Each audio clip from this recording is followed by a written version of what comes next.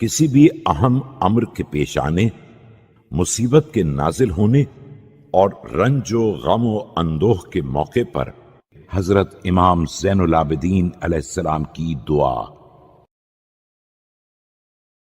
بسم اللہ الرحمن الرحیم۔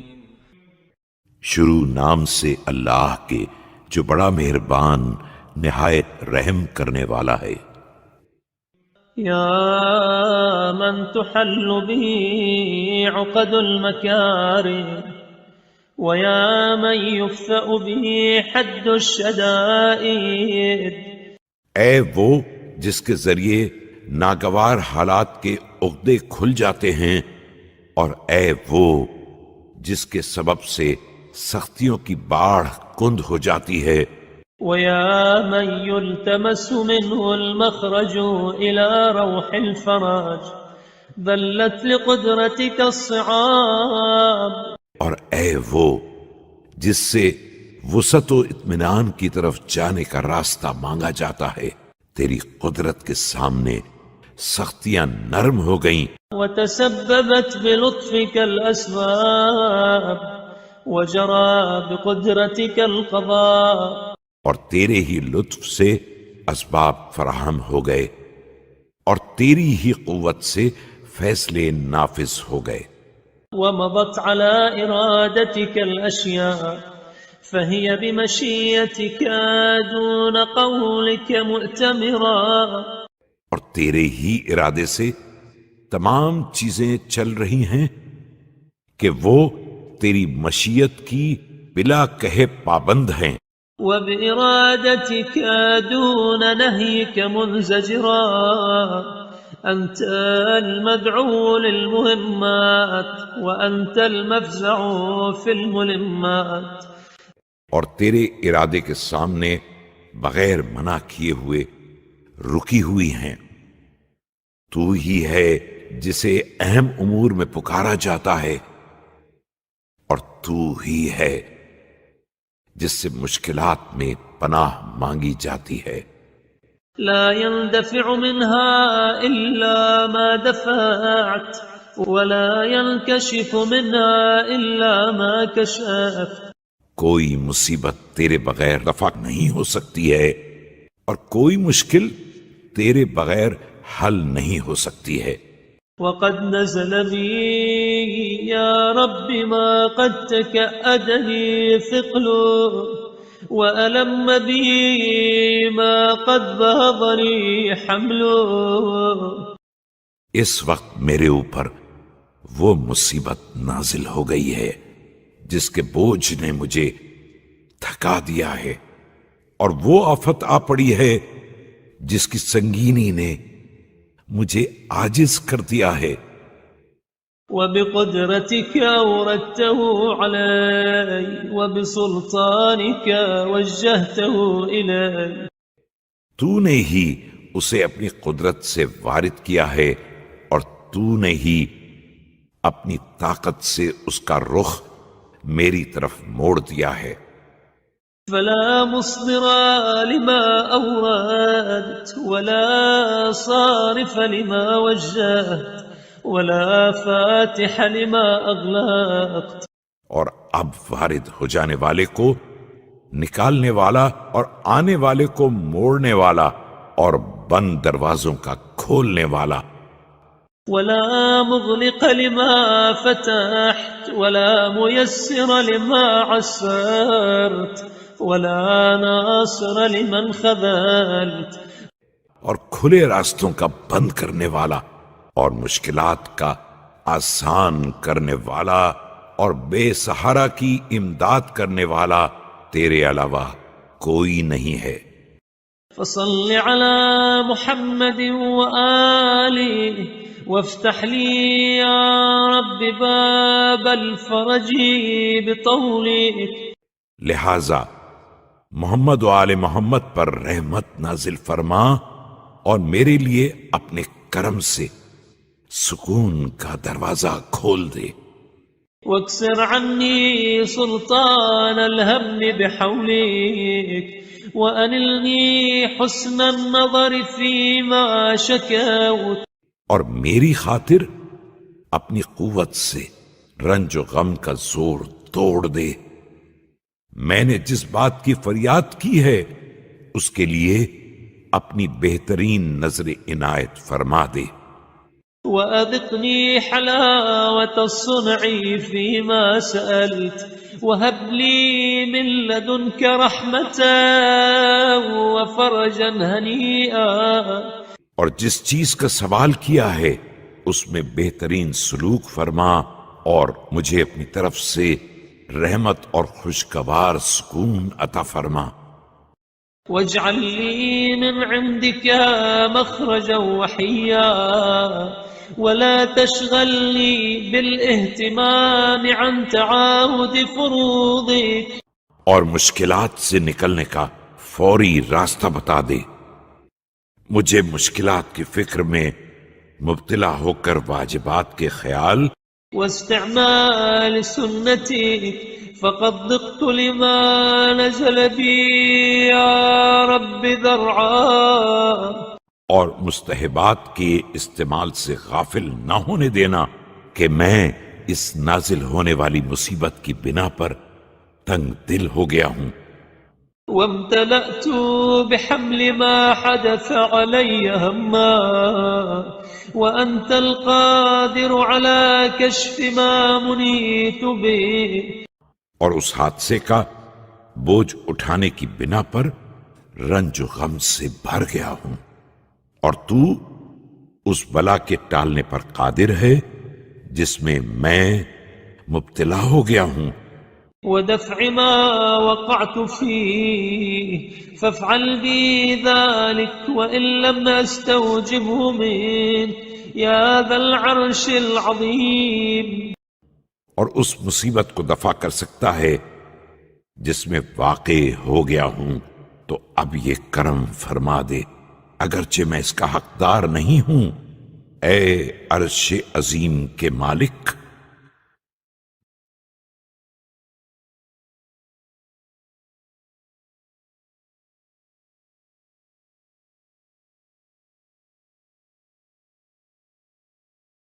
الله من الشيطان اللعين الرجيم بسم الله الرحمن الرحيم عن جابر بن عبد الله الأنصاري إنه قال عني فاطمة الزهراء عليه السلام بنت رسول الله صلى الله عليه وآله قال سمعت فاطمة عنها قال دخل علي عبي رسول الله في بعض الأيام فقال السلام عليك يا فاطمة فقلت وعليك السلام قال إني عجز في بدني ضعفا فقلت له أعوذك بالله وإيا أبتاه من الضعف فقال يا فاطمة ائتيني بالكساء اليماني فغطيني به فأتيته بالكساء اليماني فغطيته به وصرت أنظر إليه وإذا وجهه يتلألأ كأنه البدر في ليلة تمامه وكماله اللهم صل على محمد وآل محمد فما كانت إلا ساعة وإذا بولدي الحسن قد أقبل وقال السلام عليك يا أماه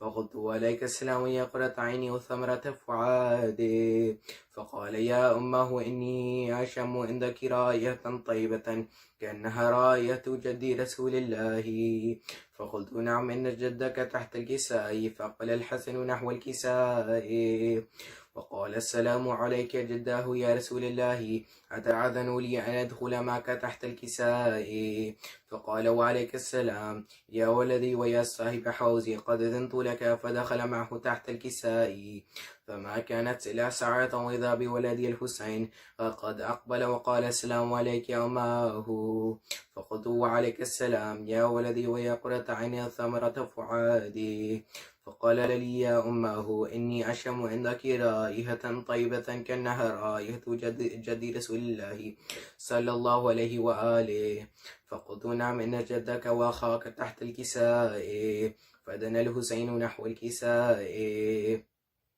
وقال السلام عليك يا جداه السلام عليك يا من اختاره الله وتعذن لي أن أكون معكما تحت الكساء فقال وعليك السلام يا ولدي ويا شافي أمتي قد أذنت لك فدخل معهما تحت الكساء فأقبل عند ذلك أبو الحسن علي بن أبي طالب اللهم صل على محمد وآل محمد.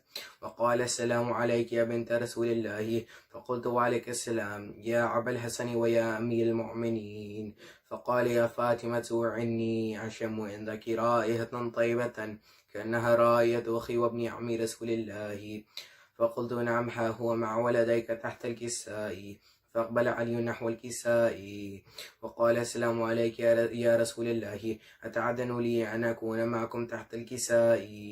قال له عليك السلام يا أخي ويا وسي وخليفة وصاحب لوائي، قد أذنت لك. فدخل علي تحت الكساء ثم أتيت نحو الكساء وقلت السلام عليك يا أبتاه يا رسول الله، أتعذن لي أن أكون معكم تحت الكساء؟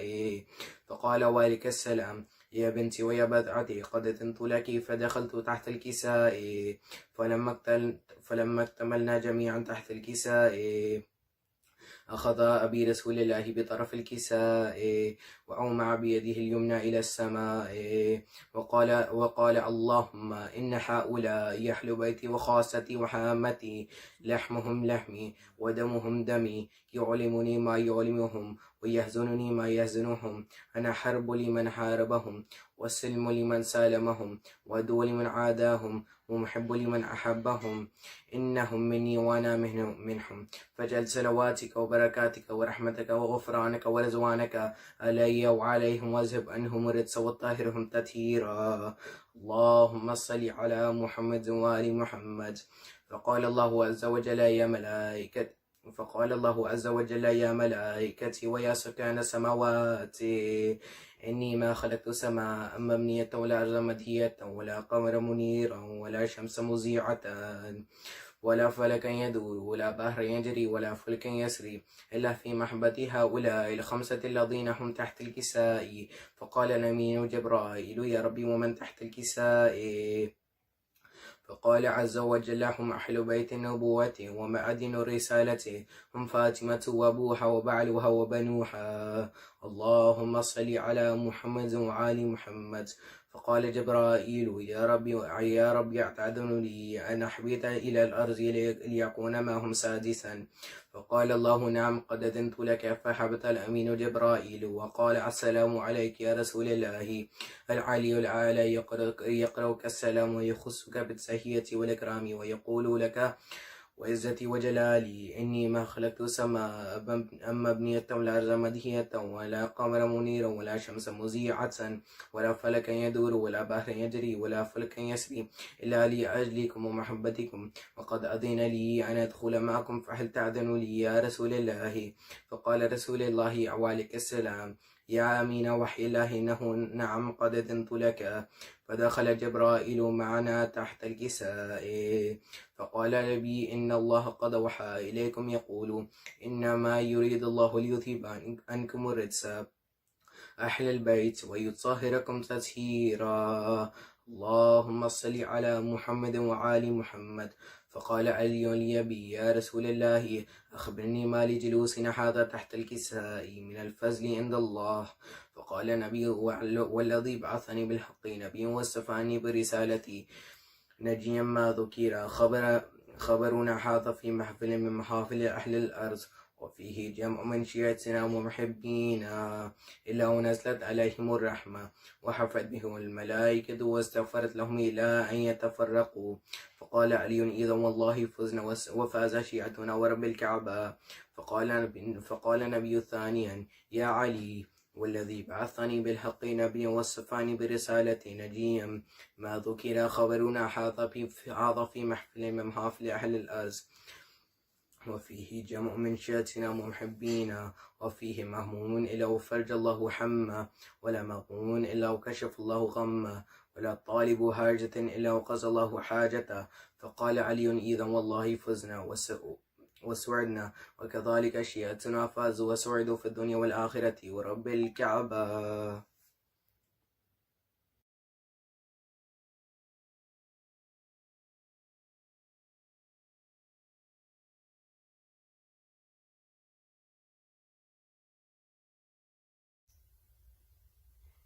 اللهم صل على محمد وعلى محمد. بسم الله الرحمن الرحيم. ياسين والقرآن الحكيم إنك لمن المرسلين على صراط مستقيم تنزيل العزيز الرحيم لتنذر قوما ما أنذر آباؤهم فهم غافلون لقد حق القول على أكثرهم فهم لا يؤمنون إنا جعلنا في أعناقهم أغلالا فهي إلى الأذقام فهم مقمحون وجعلنا من بين أيديهم سدا ومن خلفهم سدا فأغشيناهم فهم لا يبصرون وسواء عليهم أأنذرتهم أم لم تنذرهم لا يؤمنون إنما تنذر من اتبع الذكر وخشي الرحمن بالغيب فبشره بمغفرة وأجر كريم إنا نحن نحيي الموتى ونكتب ما قدموا وآثارهم وكل شيء أحصيناه في إمام مبين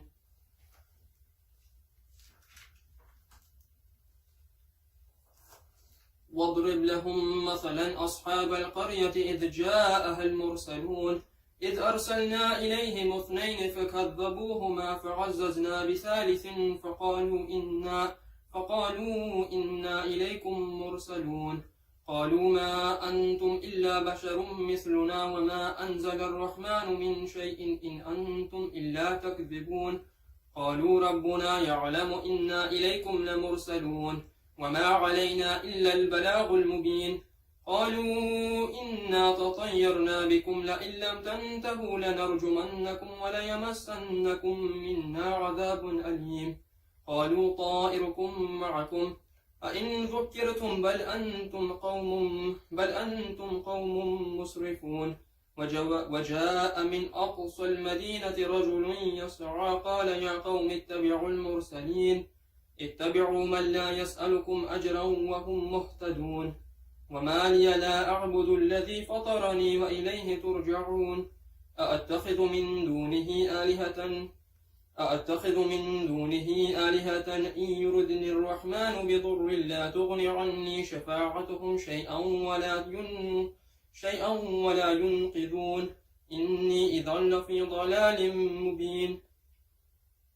إني إذا لفي ضلال مبين إني آمنت بربكم فاسمعون قيل ادخل الجنة قال يا ليت قومي يعلمون بما غفر لي ربي وجعلني من المكرمين وما أنزلنا على قومه من بعده من جند من السماء وما كنا منزلين إن كانت إلا صيحة واحدة فإذا هم خامدون يا حسرة على العباد ما يأتيهم من رسول إلا كانوا به يستهزئون ألم يروا كم أهلكنا قبلهم من القرون أنهم إليهم لا يرجعون وإن كل لما جميع لدينا محضرون وآية لهم الأرض الميتة أحييناها وأخرجنا منها حبا فمنه يأكلون وجعلنا فيها جنات من نخيل وعناب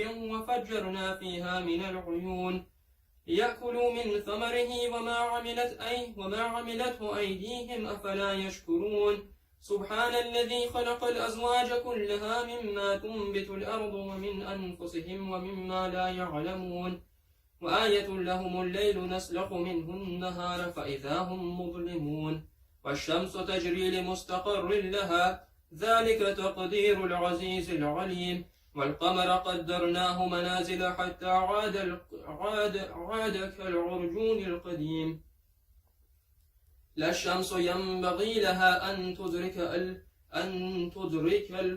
تدرك القمر ولا الليل سابق النهار فكل في فلك يسبحون وآية لهم أنا حملنا ذريتهم في الفلك المشحون وخلقنا لهم من مثله ما يركبون وإن نشأ نغرقهم فلا صريخ لهم ولا هم ينقذون إلا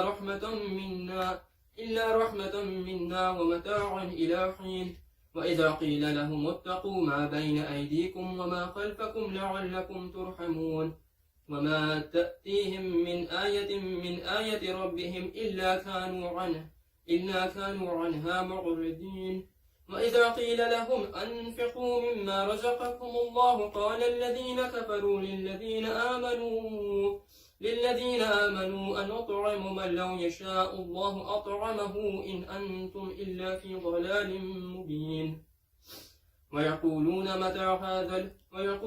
متى هذا الوعد إن كنتم صادقين ما ينظرون إلا صيحة واحدة تأخذهم وهم يخصمون فلا يستطيعون توصية ولا إلى أهلهم يرجعون ونفخ في الصور فإذا هم من الأجداث إلى ربهم ينسلون قالوا يا ويلنا من بعثنا من مرقدنا هذا ما وعد الرحمن وصدق المرسلون إن كانت إلا صيحة واحدة فإذا هم جميع لدينا محضرون فاليوم لا تظلم نفس شيئا ولا تجزون إلا ما كنتم تعملون إن أصحاب الجنة اليوم في شغل فاكهون هم وأزواجهم في ظلال على الأرائك متكئون هم وأزواجهم في ظلال على الأرائك متكئون لهم فيها فاكهة ولهم ما يدعون سلام قولا من رب رحيم وامتازوا اليوم أيها المجرمون ألم أعهد إليكم يا بني آدم ألا تعبدوا الشيطان إنكم لكم عدو مبين وأن اعبدوني هذا صراط مستقيم ولقد أضل منكم جبلا كثيرا أفلا تكونوا تعقلون هذه جهنم التي كنتم توعدون اصلوها اليوم بما كنتم تكفرون اليوم نختم على أفواههم وتكلمنا أيديهم وتشهد أرجلهم بما كانوا يكسبون ولو نشاء لطمسنا على أعينهم فاستبقوا الصراط فأنى يبصرون ولو نشاء لمسخناهم على مكانتهم فما استطاعوا مضيا ولا يرجعون ومن نعمره ننكسه في الخلق أفلا يعقلون وما علمناه الشعر وما ينبغي له إن هو إلا ذكر وقرآن مبين لينذر من كان حيا ويحق القول على الكافرين أولم يروا أنا خلقنا لهم مما عملت أيدينا أنعاما فهم لها مالكون وذللناها لهم فمنها ركوبهم ومنها يأكلون ولهم فيها منافع ومشارب أفلا يشكرون واتخذوا من دون الله آلهة لعلهم ينصرون لا يستطيعون نصرهم وهم لهم جند محضرون فلا يحزنك قولهم إنا نعلم ما يصرون وما يعلنون أولم ير الإنسان أنا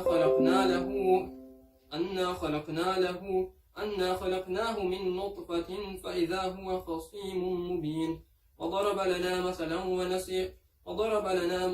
ونسي خلقه قال من يحيي العظام وهي رميم قل يحييها الذي أنشأها أول مرة وهو بكل خلق عليم الذي جعل لكم من الشجر الأخضر نارا فإذا أنتم منه توقدون أوليس الذي خلق السماوات والأرض بقادر على أن يخلق مثلهم بلى وهو الخلاق العليم إنما أمره إذا أراد شيئا أن يقول له كن فيكون فسبحان الذي بيده ملكوت كل شيء وإليه ترجعون صدق الله العلي العظيم اللهم صل على محمد وعلى محمد.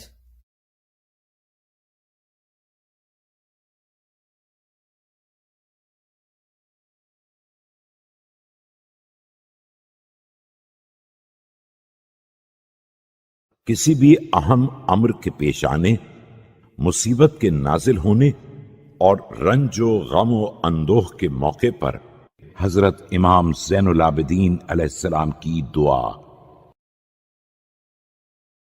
بسم اللہ الرحمن الرحیم.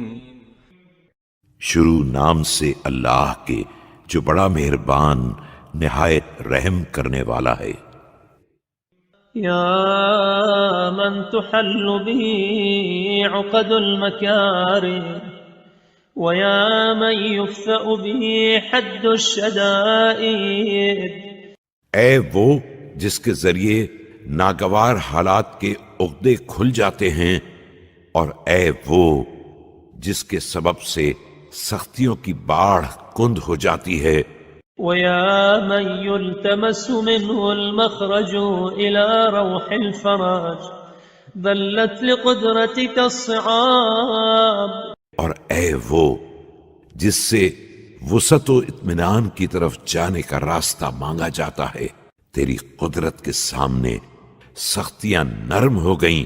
وتسببت بلطفك الأسباب وجرى بقدرتك القضاء. اور تیرے ہی لطف سے اسباب فراہم ہو گئے اور تیری ہی قوت سے فیصلے نافذ ہو گئے. ومضت على إرادتك الأشياء فهي بمشيتك دون قولك مؤتمرا. اور تیرے ہی ارادے سے تمام چیزیں چل رہی ہیں کہ وہ تیری مشیت کی بلا کہے پابند ہیں. وبإرادتك دون نهيك منزجرا. أنت المدعو للمهمات وأنت المفزع في الملمات. اور تیرے ارادے کے سامنے بغیر منع کیے ہوئے رکی ہوئی ہیں.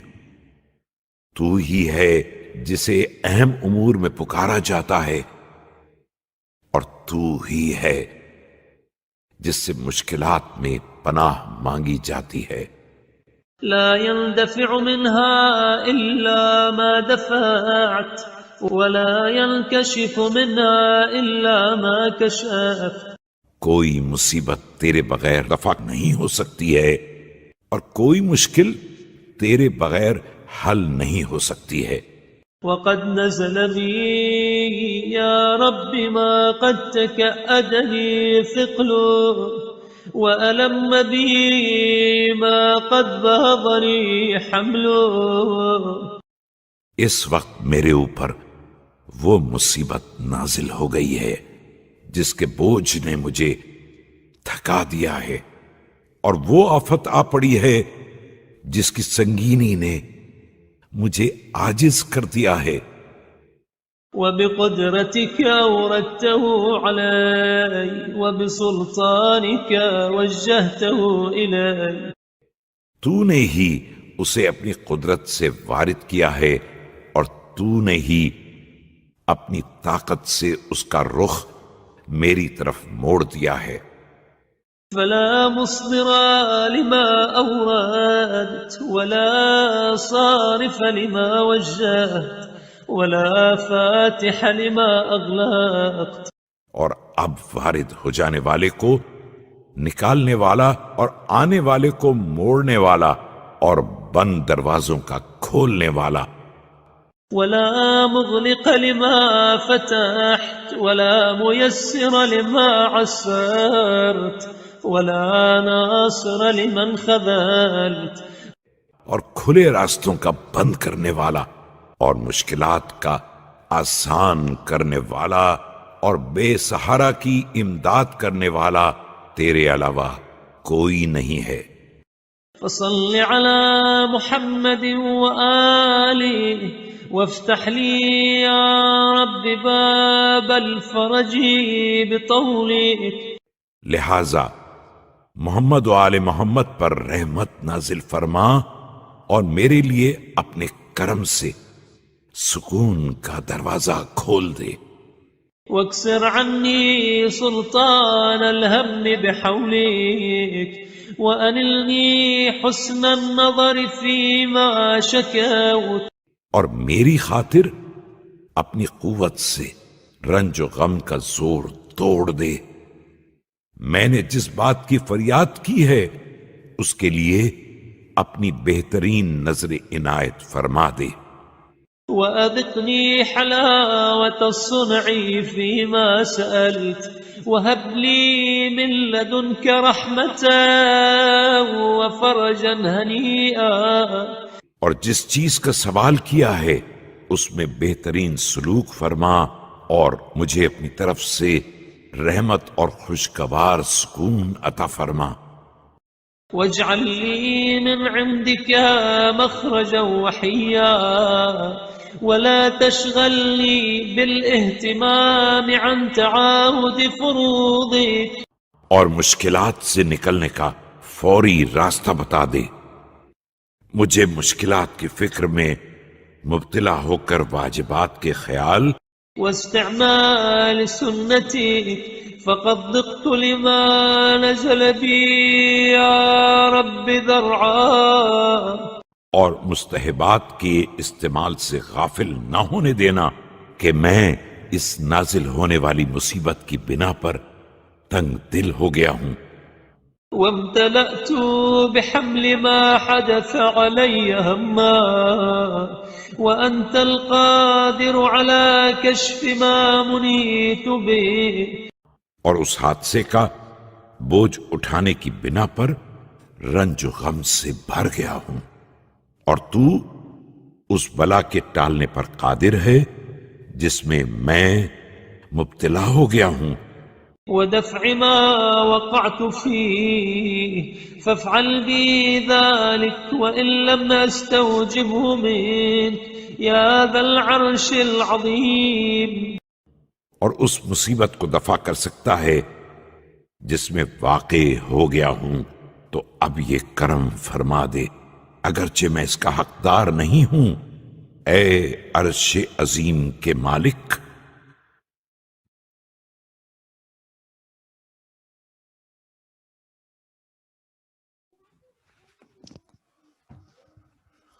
أعوذ بالله من الشيطان الرجيم. بسم الله الرحمن الرحيم. الحمد لله الذي لا يبلغ مدحته القائلون ولا يحصي نعماءه العادون ولا يؤدي حقه المجتهدون، الذي لا يدركه بعد الحمم ولا يناله غوص الفطن، ثم الصلاة والسلام على أشرف الأنبياء والمرسلين، حبيب قلوبنا وطبيب نفوسنا وشفيع ذنوبنا، سيدنا ومولانا أبي القاسم محمد.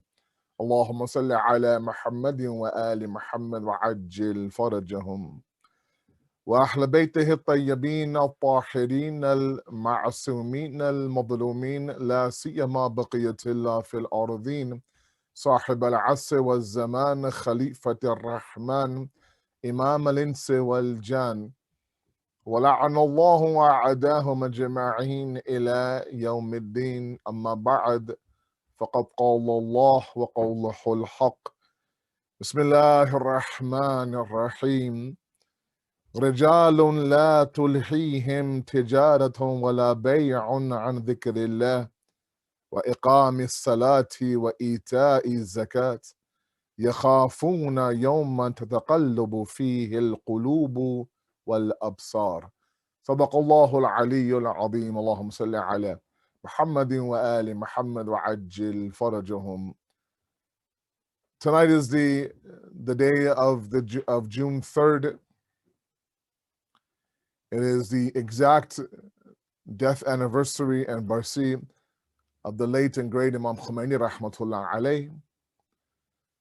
And in my half an hour discussion, keeping it very short, I wanted to spend a little bit of time talking a little bit about him, his legacy, and perhaps, be able to pick up some practical lessons along the way. The verse I read for you in the khutbah from Surah An-Nur, verse number 37. Surah An-Nur is the 24th chapter of the Quran, verse number 37. Allah subhanahu wa ta'ala describes those individuals who don't sell their soul out, essentially. I'm paraphrasing the meaning of the verse. But basically, there are not those where anything of this world will remove them from the dhikr of Allah subhanahu wa ta'ala. Instead, they are people who establish the prayer. They give respect to zakat and charity. If there is fear in them, it says, يَخَافُونَ يَوْمًا تَتَقَلُّبُ فِيهِ الْقُلُوبُ وَالْأَبْصَارُ.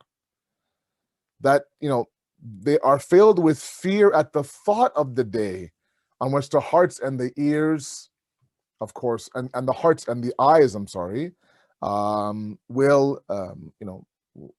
will be presented, will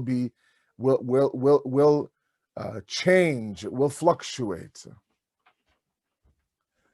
There's a lot to be said about Imam Khomeini's movement. A lot has been said. There's seminars and conferences and videos and documentaries online and a lot of his lectures, and so you can get a feel for what his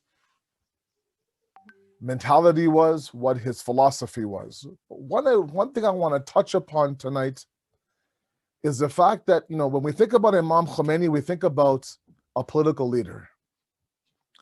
And the world, as we know it now, has labeled him as a leader of a nation, the father of a revolution, and he might be all those things. But he is, in his purest form, a mystic, an arif, a philosopher, a faqih, a marja. He is a student of the Hawza. He is a ruhani alim. And based on all of those things that he learned from either his Ustad Shahbadi or his, or his Hawza studies, or all of that, now he was able to translate into the revolution. It's not like he put his Hawza life on hold so he could begin this revolution. In fact, he saw the revolution part and parcel of his Hawza life, specifically his discussion on Irfan. I mean, the very famous statement that I'm not here to politicize Islam, I'm here to actually make your politics Islamic. There's a beauty behind that discussion. If you read up on some of his books, and he's written books on, on poetry, he's written books on Tawheed, he's written books on revolution, and they cover a vast range of topics.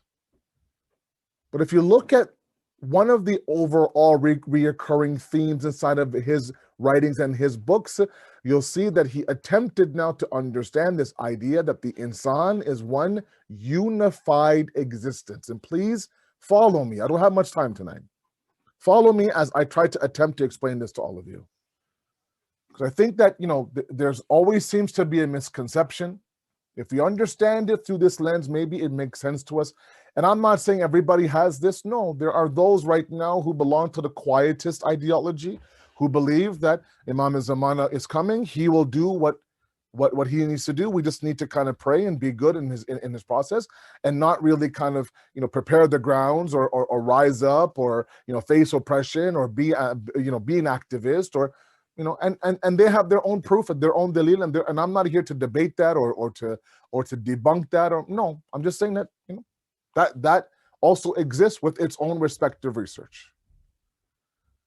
But what Imam Khomeini realized is that all of this talk about Irfan specifically, and inside Irfan now, he talks about Tazkiyah Nafs. In fact, his very first hadith in his Chel hadith is on the jihad of the self, is on the struggle of the self.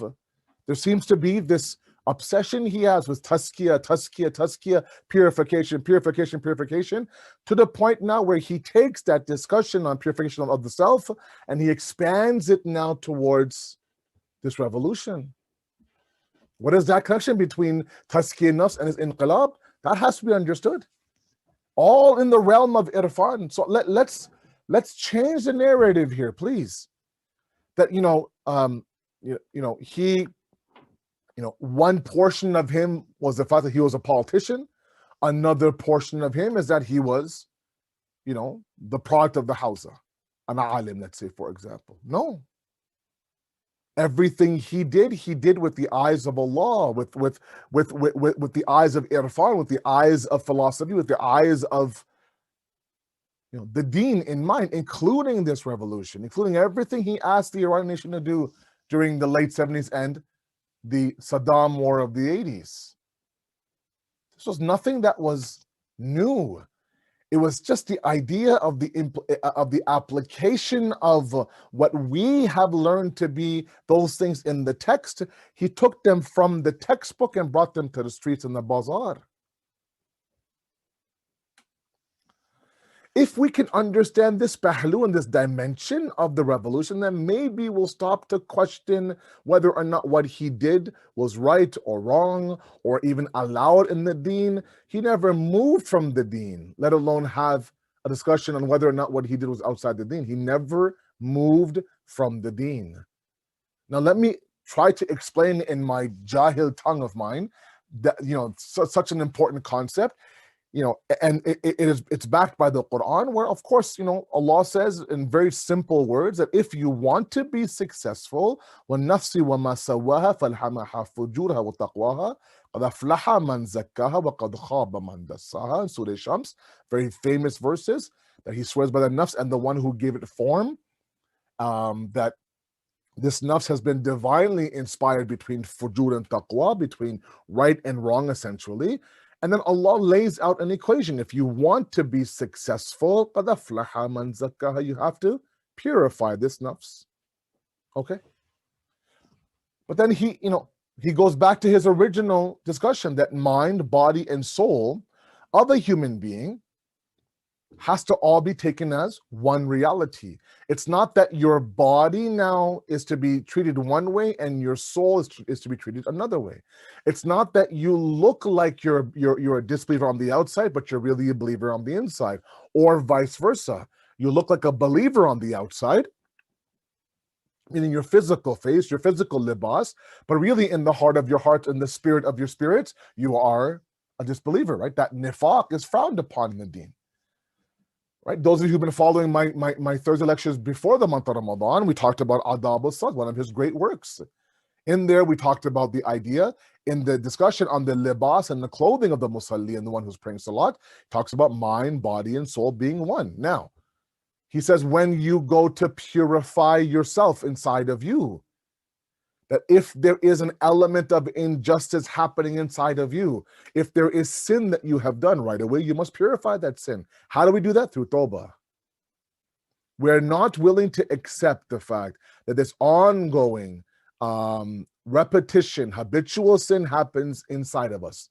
Please follow me as I go through my muqaddamah, and then inshallah I'll get to my point.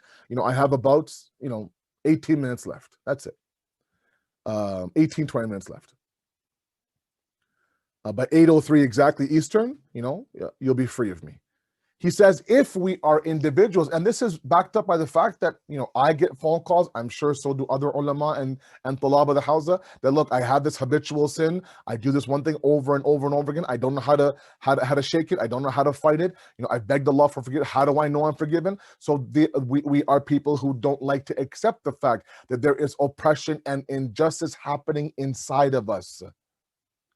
Inside of us. There's a whole talk, I don't have time, that the insan has the ability to be the zalim and the madloom. That when our angelic dimension subjects itself to the animalistic dimension, such that that haywan inside of us, that animal inside of us now overtakes that spiritual angelic side, then we've done zulm against ourselves. We've done zulm against ourselves. Inside of us, nothing outside. Inside of us, the madloom and the zalim all exist inside of us.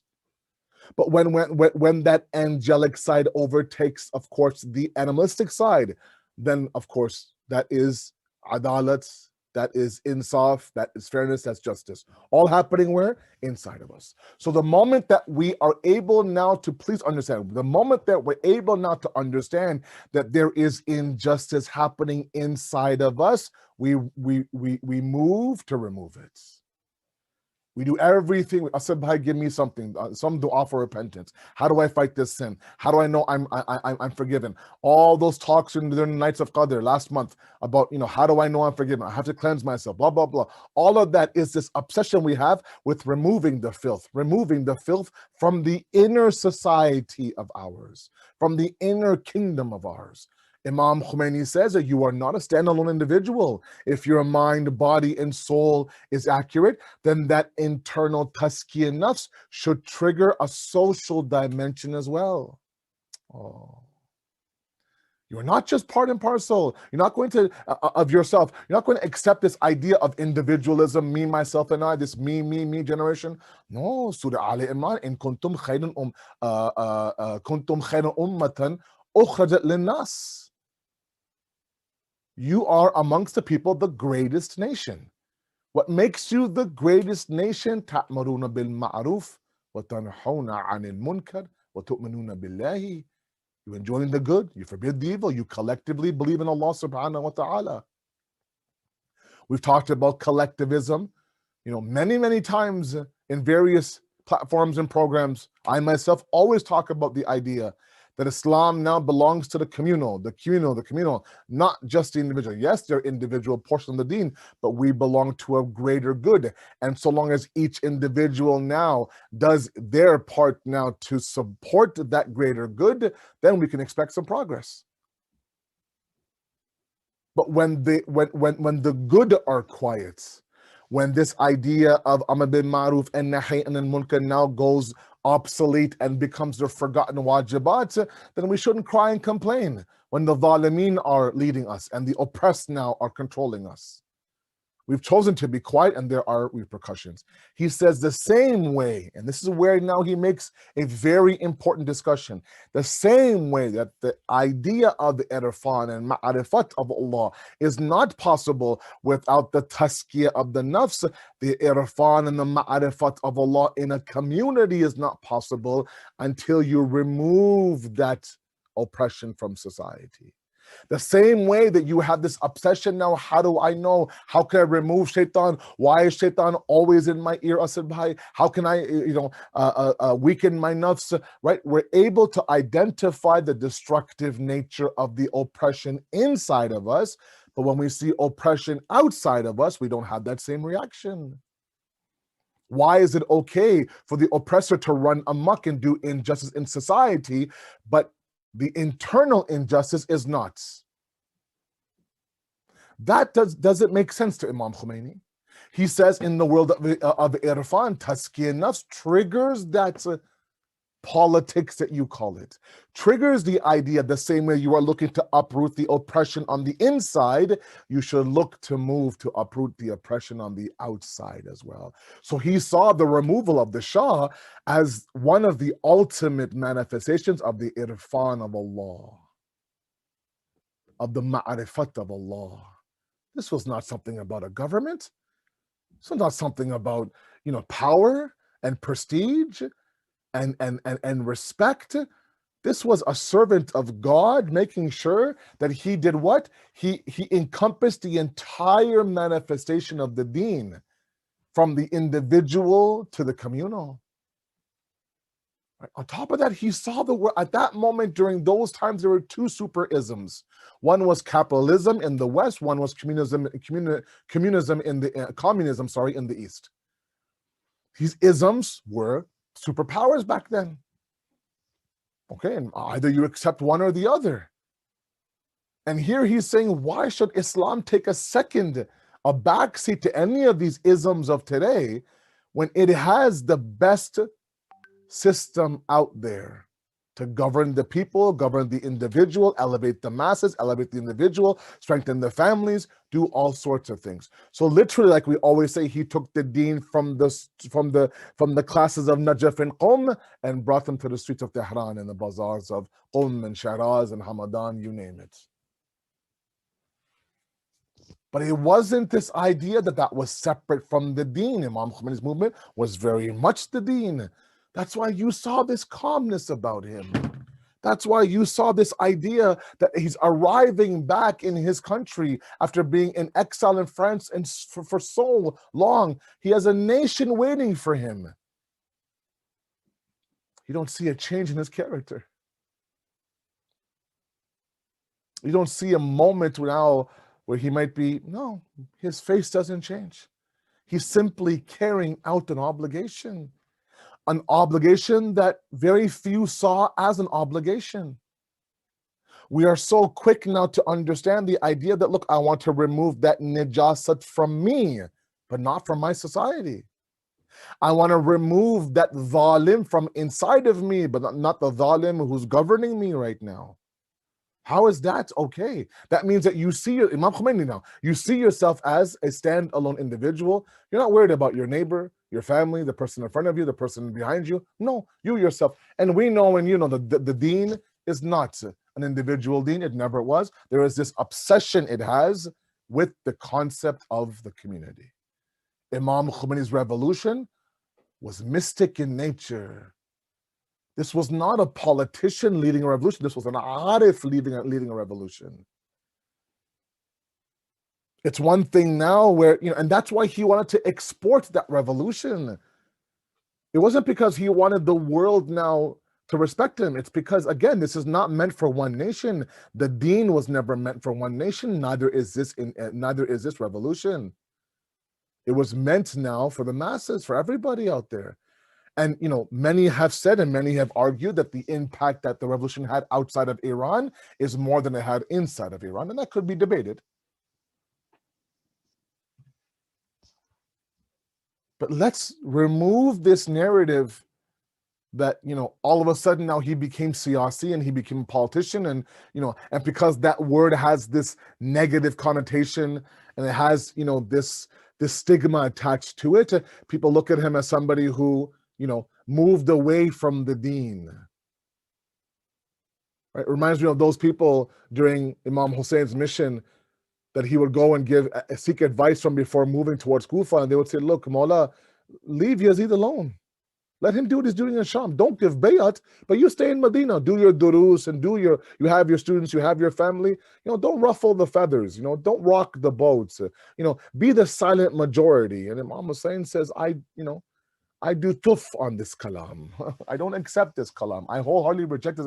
If I could say these words, I mean no disrespect. He said, I spit on those words. How can I sit here in Medina and be quiet when someone like that is claiming to be the Khalifa, sitting on that throne and claiming that this throne was once the throne of Rasulullah, my grandfather? Not the case. How can Imam Khomeini now, you know, learn this dars and learn that dars and this tadris and that durus and that mubayasa and this kalam and everything, and not say, wait a second, I don't see its manifestation in society. Yes, maybe I can work on that, but this is not an individual deen, this is a communal deen. So the very revolution was built on the basis of the deen. Now some will argue that, you know, you're wrong, Asad Bhai, that's fine. That's okay. They're not everyone now accepted the fact, but, you know, this idea of the fact that he took the nation of Iran and he spent a lot of time in preparing them, increasing their level of awareness of Allah, empowering their knowledge, working on their internal tazkiyah, and then converting that to a social revolution was nothing sheer of incredible and inspiring. There's no way that a secular Iran would listen to, you know, this alim who was, you know, from a very young age now part of the Hawza. No, Imam Khomeini, grassroots, now worked at the jar and the roots. And then he saw while in France now, slowly but surely now, those roots and the growth of the revolution now beginning now to take form. And he just wanted to remind us. You know, my time in Iran, I would take the family. Sometimes we would go to Tehran, and we would go do our ziyarat, of course, of Imam Khomeini out there, and, you know, between Qom and Tehran, near the Shahr of Ray, and we would go see the Shah's palace, which is, of course, is still preserved. You would see how the Shah would live, and a palace that he rejected, by the way, Imam Khomeini. Then you would go to Jamran and see exactly how Imam Khomeini lived.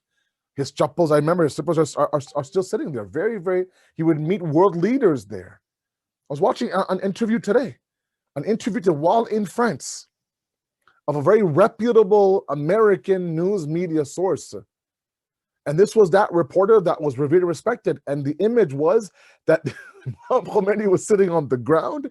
Beside him, the man was also sitting, and he was so uncomfortable, Chada. He just wasn't comfortable. But if you want to interview me, this is who I am. I'm not going to apologize. I'm not going to bend. I'm not going to try. This is who I am. I was like this before the Inqilab. I'll be like this after the Inqilab. And showing that Sirat of Nabi Musa, that approaching Fir'aun with a wooden stick. Look at the image. A wooden stick approaching the diamond-studded, ruby-studded palace of Fir'aun. And here's Musa with a wooden stick. A simple piece of wood. It's laughable. You would think, what is Musa doing? With that simple stick, he brought down the kingdom of Fir'aun. Spoke to the hearts of the people. Elevated them. In the process, buried Fir'aun and all his diamonds with it. Watch the Qaruns of the world now be buried. You understand the beauty of a man. You understand the strength of a man in his revolution, sometimes by the strength of his enemy. Always remember that, to my youth out there especially. If you complain that Shaitan is constantly in my ear, Asr Bhai, Shaitan is always testing me, Shaitan is always pestering me, poking at me, trying to distract me. Yes, it's difficult. Yes, it's a test and a jihad and a struggle, but it's also an announcement that you haven't left the path yet. If you are a blip on the radar of Shaitan, you're doing something good. The moment that Shaitan stops testing you and stops pestering you, that means that he's convinced himself that this person is one of mine. I don't need to have him anymore. Imam Khomeini, the entire world and all of its superpowers were looking to destroy this nation and revolution. Revive once again their strongest ally in the region. The Shah was one of the strongest allies in the region. Yeah, on paper it was Saddam versus Imam Khomeini, but really the backing of Saddam was global. It took the entire world to attempt to knock down this man, which tells me the sheer magnitude of his revolution. When Saddam was ready now to say, look, let's call for a ceasefire, Imam Khomeini says, I'm not ready. Let's keep fighting. I will let you know when I'm ready for a ceasefire. So much can be said about him. And so much has been said about him. There are still some people who don't understand his greatness. There's still some people who might ask, why are we doing this program on a Thursday night? What about the other marajis, all the marajis, all of the ulama who've given their life, who continue to give their life? May Allah give them a long life. They're selflessly working for the community now.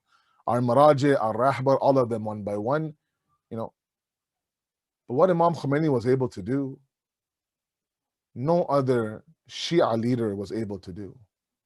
No other Islamic leader was able to do. There's yet to be a Sunni movement to uproot the oppression right now you're seeing in Hijaz. Don't tell me they don't see it. Don't tell me that, they're not. There are people who flat out in the heart of their hearts now understand that what's happening right now in Hijaz with that kingdom has nothing to do with the deen of the Prophet of Allah. But they don't have that Husseini blood inside of them. They don't have that sense of revolution inside of them. There are people who knew during Saddam's time what Saddam was doing in Iraq was wrong, but they didn't have that movement to stand behind the ulama, beside the ulama, allow the ulama to lead them to be freed of Saddam. But Imam Khomeini did. Took the teachings of Karbala, took the teachings of the Hawza, took everything he read in the books and applied it in everyday life. Yes, a heavy price was paid.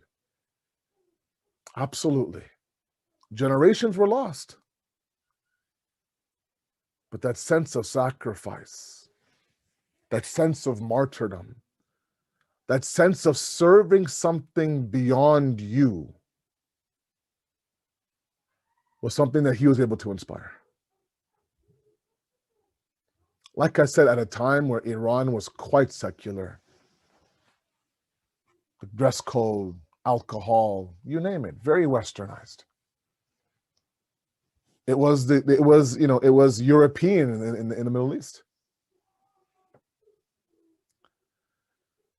And so, in closing, and I'll let Malana's talk a little, do the masayib a little bit. Just in closing, the one dua that I have is that we understand what he was trying to accomplish. Let's not reduce this discussion to a discussion on politics. He saw this as an Islamic obligation of his, like he saw salat, like he saw khums, like he saw hajj and fasting. He saw this revolution through his own tahqiq, his own research, through the eyes of his mystic background. He understood that if oppression inside of us should be uplifted, the oppression outside of us should also be uplifted as well. It makes complete sense to me. And so we ask you, Allah subhanahu wa ta'ala, to elevate the soul of Imam Khomeini rahmatullah alayhi, inshallah.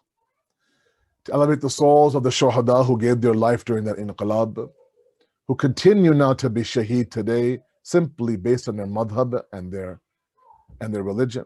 We ask you, Allah subhanahu wa ta'ala, to protect the ulama, the maraji, the ayatollahs, those individuals now who were there on the front lines during the inqilab and revolution, who today now continue to serve this revolution and attempt to build it up. We ask you, Allah, to weaken the hands of those nations and those powers that are looking to destroy this revolution and this nation. We ask you, Allah, to continue to give the people of Iran, the people of Palestine, the people of Yemen, the people of Kashmir, of Afghanistan, of Bahrain, of Nigeria, of so many nations, that resolve, that resiliency, that resistance now to uphold this firm resistance, to uphold this path of goodness, and to fight off those powers that are looking to destroy them. And finally, Allah, we ask you, Imam Khomeini truly, truly believed that this was a muqaddamah, a preliminary act that had to be done for the arrival of our Imam. Tonight is Shab al-Jum'ah. We ask you, Allah subhanahu wa ta'ala, we are tired of seeing the injustice done on humanity. We are tired of the images. Our heart can't take it anymore. We ask you, Allah, the solution that we know is right now in ghaibat. We ask you, Allah, to please hasten that reappearance. Allow us now to be beside him when he comes. Thank you very much. Wassalamu alaikum wa rahmatullahi wa barakatuh.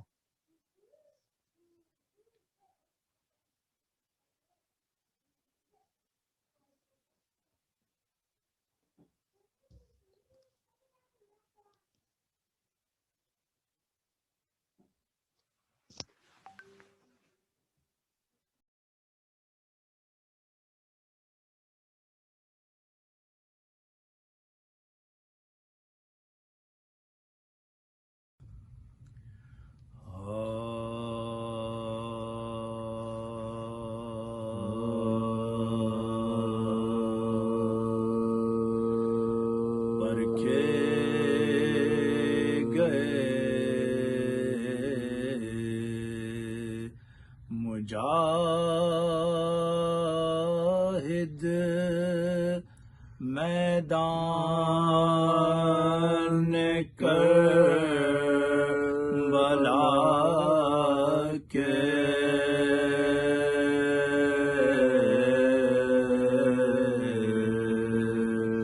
बैत उठा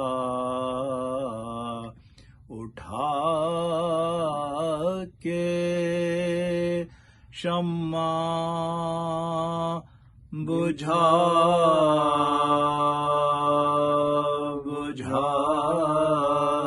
के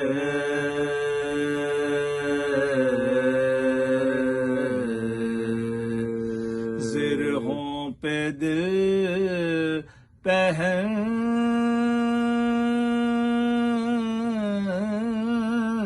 کر دل کو super بنا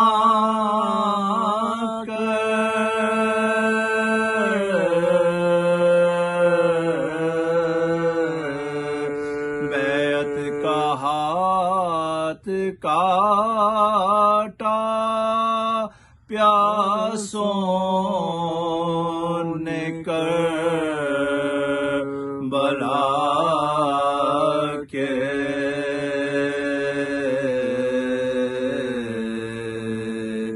پرکھے گئے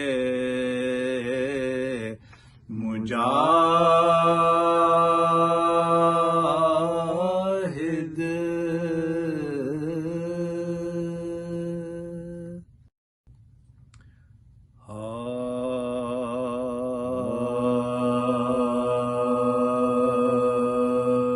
نام لے واپنجتن کاہوں جفائیں آئیں گے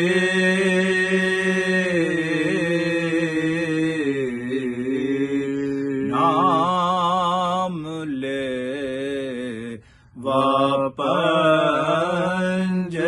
واپنجتن کاہوں جفائیں آئیں گے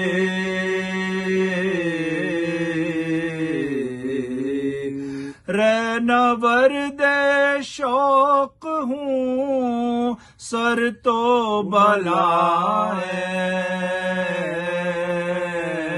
آئیں گے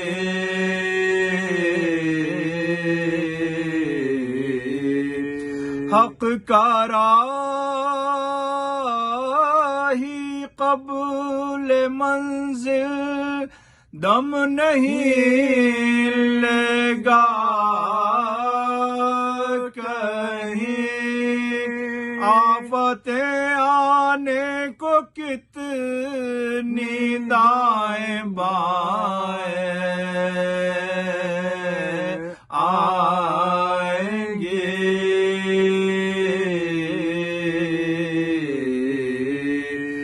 نام لے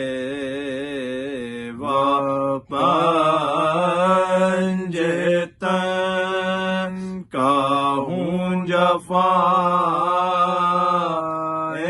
آئیں گے پیش سرکار مشیت سرخ رو ہوں گے جن کے حق میں قلب زہرا سے دعائیں آئیں گے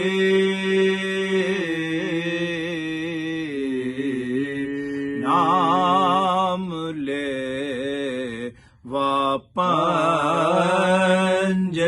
واپنجتن کاہوں جفائیں آئیں گے لوگ ایسے جو دلیل احسن تقویم ہوں سل کے جنت سے نہ کیوں ان کی قبائیں آئیں گے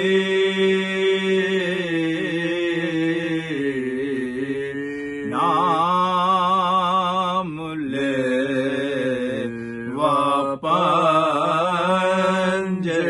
واپنجتن کاہوں جفائیں آئیں گے ایک صدا حل من کی بھی آئے گی گوش فکر میں جا بجا خیر العمل کی جب صدائیں آئیں گے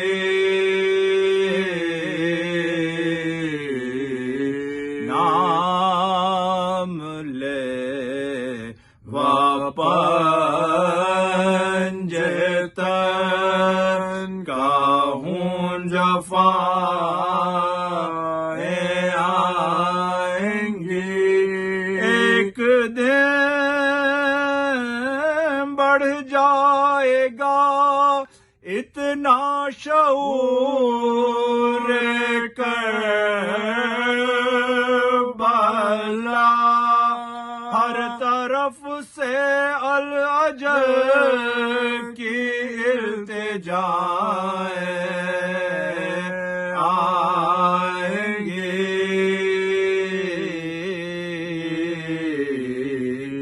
ہر طرف سے العجل کی التجائیں آئیں گے یہ تو اس خورشید سرور سے کوئی پوچھے کلیم شام تک جانے میں کتنی کربلائیں آئیں گے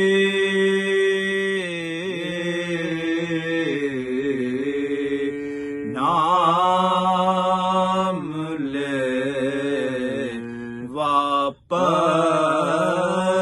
واپنجتا سورہ فاتحہ بسم اللہ الرحمن الرحیم الحمد للہ رب العالمین الرحمن الرحیم مالک یوم الدین ایاک نعبد و ایاک نستعین اهدنا الصراط المستقیم صراط الذین انعمت علیہم غیر المغضوب علیہم ولا الضالین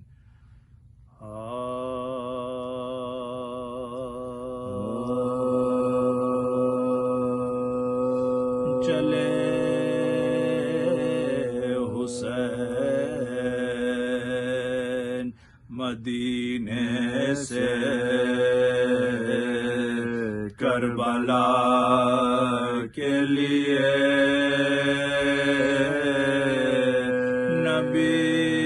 نبی کے شہر سے رخصت ہوئے خدا کے لیے اٹھے گی دل میں کسک قبر مصطفیٰ کے لیے لحد بطول کی ترسے گی فاتحہ کے لیے لحد بطول کی ترسے گی فاتحہ کے لیے فضائے غم ہے جدھر بھی نگاہ پڑتی ہے ابھی سے شہر مدینہ میں خاک اڑتی ہے ابھی سے شہر مدینہ میں خاک اڑتی ہے عجیب کرب کا عالم ہے قلب سرور پر چلا رہا ہو کوئی جیسے پے بپے خنجر قدم بڑھاتے ہیں رک رک کے جانب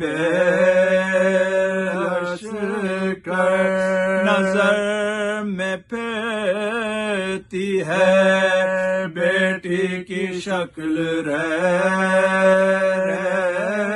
کر نظر میں پھرتی ہے بیٹی کی شکل رہ کر عزیز ہو چکے رخصت مریض تنہا ہے اکیلے گھر کی اداسی ہے اور سو رہا ہے اکیلے گھر کی اداسی ہے اور سو رہا ہے یہ کون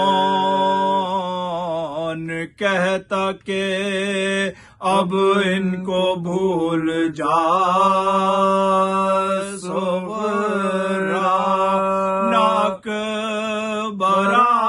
برائیں گے واپس نہ اصغر آئے گا سنا وہ کھائیں گے اور یہ گلے پہ تیر جفا عجیب وقت پہ پہنچے گا نام بھر تیرا عجیب وقت پہ پہنچے گا نام بھر تیرا کرے گا بات جو شہ سے تیرے برادر کی حسین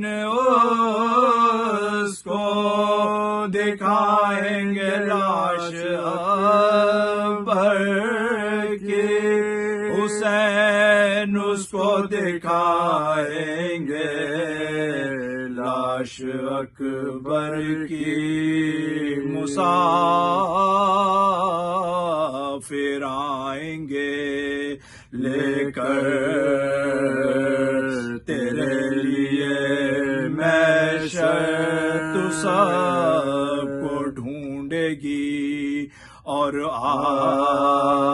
آئے گا نہ کوئی نظر چچا نہ باپ سکینہ نہ اکبر و اصغر کہے گا تجھ سے تیرا درد لا دوا رو کر کہے گا تجھ سے تیرا درد لا دوا رو کر نہ کر چھپے ہوئے چاندوں کی جو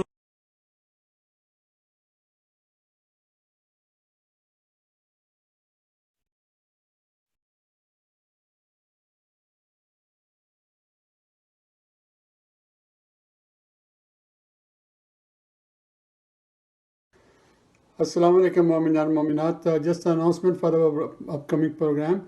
Majlis regarding Shahadat of Imam Jafar Sadiq alayhi salam will be held on June 6th, Sunday.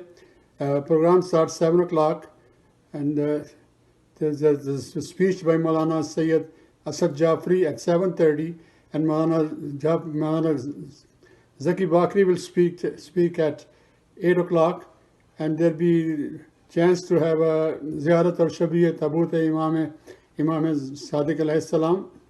So you're all requested to attend that program, please. And you can sponsor these programs too for your Mu'minin Saleh Swab Majlis. And the Hadiyah is only $200. Mu'minin would like to inform you that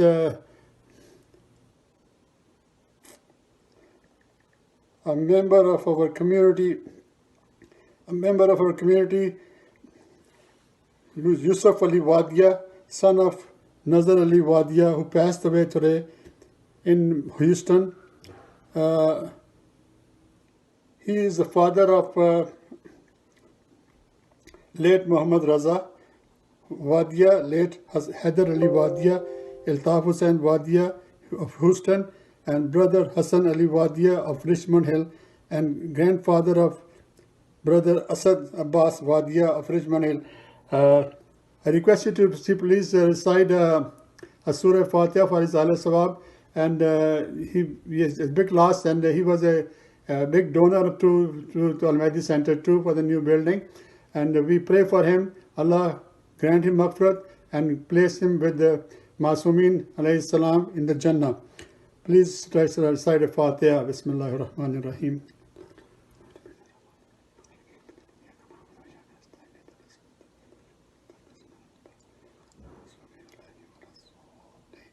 Bismillah.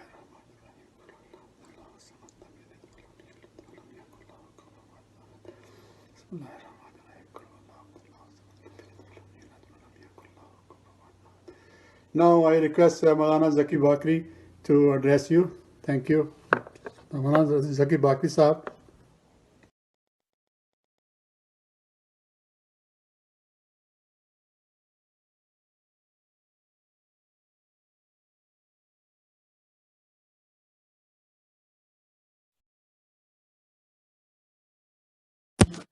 السلام عليكم ورحمة الله وبركاته.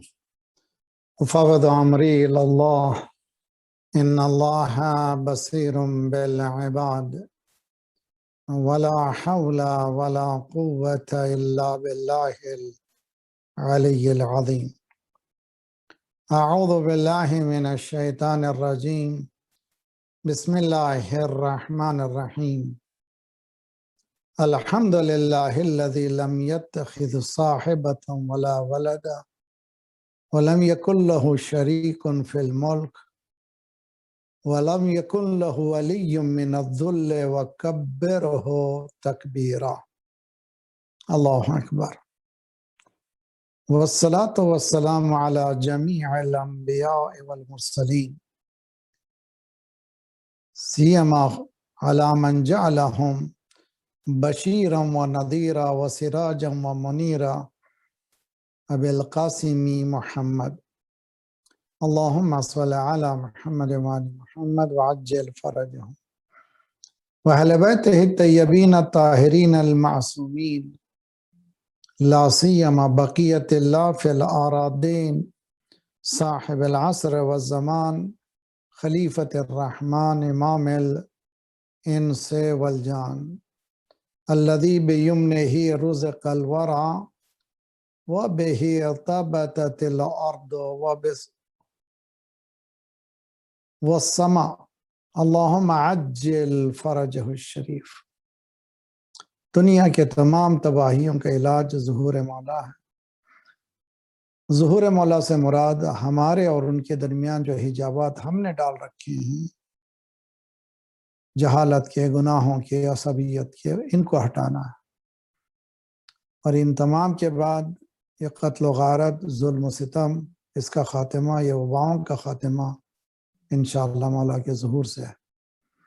بسم اللہ الرحمن الرحیم. اللہم کن لولیک لحجت ابن الحسن صلواتک علیہ وعلی آبائے فی هذه الساعة وفی کل ساعة ولی وحافظ وقائد وناصر ودلیل وعینا حتی تسکنہ ارضک طوعا وتمتعہ فیہا طویلا. اور پھر یہ قرآنی دعا، ربنا لا تؤاخذنا ان نسینا واخطأنا ربنا ولا تحمل علينا إصرا كما حملته على الذين من قبلنا ربنا ولا تحملنا ما لا طاقة لنا به واعف عنا واغفر لنا وارحمنا أنت مولانا فانصرنا على القوم الكافرين. أما بعد وقد قال الله وهو أصدق القائلين وقوله الحق. بسم الله الرحمن الرحيم. قل إن كنتم تحبون الله فاتبعوني يحببكم الله ويغفر لكم ذنوبكم والله غفور رحيم. عزیزان گرامی، جیسے کہ اعلان ہوا ہے اور آج 3 جون ہے، اتفاق سے شب جمعہ ساتھ ساتھ ہیں، اینیورسری ہے امام خمینی رحمۃ اللہ کے ڈیتھ کی، ان کی وفات کی.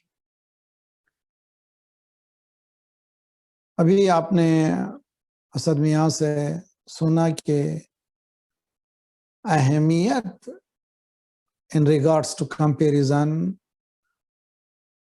دوسرے علماء مراجع ایک واضح اہمیت ہے، اور اس میں ہر مرجع کا تذکرہ ہے۔ امام خمینی کا تذکرہ کے معنی رحمت اللہ علیہ ہر مرجع کا نام زندہ کرنا ہے۔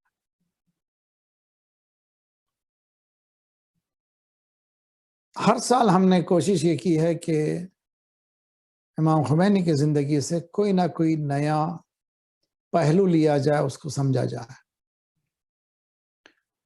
5 سال گزشتہ سال میں نے حقیر نے قرآنی اصطلاحوں کو، کچھ ایسے اصطلاح تھے جو مفقود ہوتے جا رہے تھے، امام خمینی نے زندہ کیا۔ ان میں سے 2 واضح اصطلاحات مستضعفین اور مستکبرین۔ آج میں چاہتا ہوں کہ امام خمینی کی زندگی سے ایک دوسرے زاویے کی طرف نگاہ اٹھا کر کے دیکھیں۔ وہ زاویہ حق پرستوں اور مؤمنین پر اثر انقلاب کا، ظالمین اور مستکبرین پر اثر انقلاب کا۔ یہ 2 الگ الگ ریاکشنز ہیں۔ یہ کیوں ہیں؟ آج کی بحث یہ ہے، اور غور سے سنیں اور کوشش یہ کریں۔ اور جیسے کہ بتایا جا رہا ہے مسلسل، یہ تذکرے، یہ ذکر صرف اس لیے نہیں کہ ہم سنیں، بلکہ میں بول رہا ہوں، میں عمل کروں۔ آپ سن رہے ہیں، آپ عمل کریں۔ عمل بغیر نتیجے ملنے والے نہیں ہیں، اور یہی ثابت کیا امام خمینی رحمۃ اللہ علیہ نے۔ وہ کون سا عنصر ہے جس نے مومنین کے دلوں میں، حق پرستوں کے دلوں میں امام خمینی کی محبت کو اجاگر کیا؟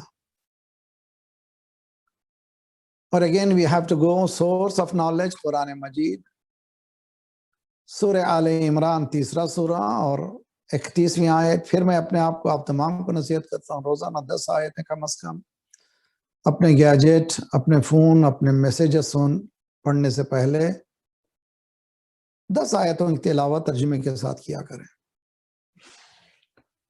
اور اگر کچھ ٹائم دے سکیں آپ کنٹمپلیشن کا، غور و فکر کا، ضرور دیں،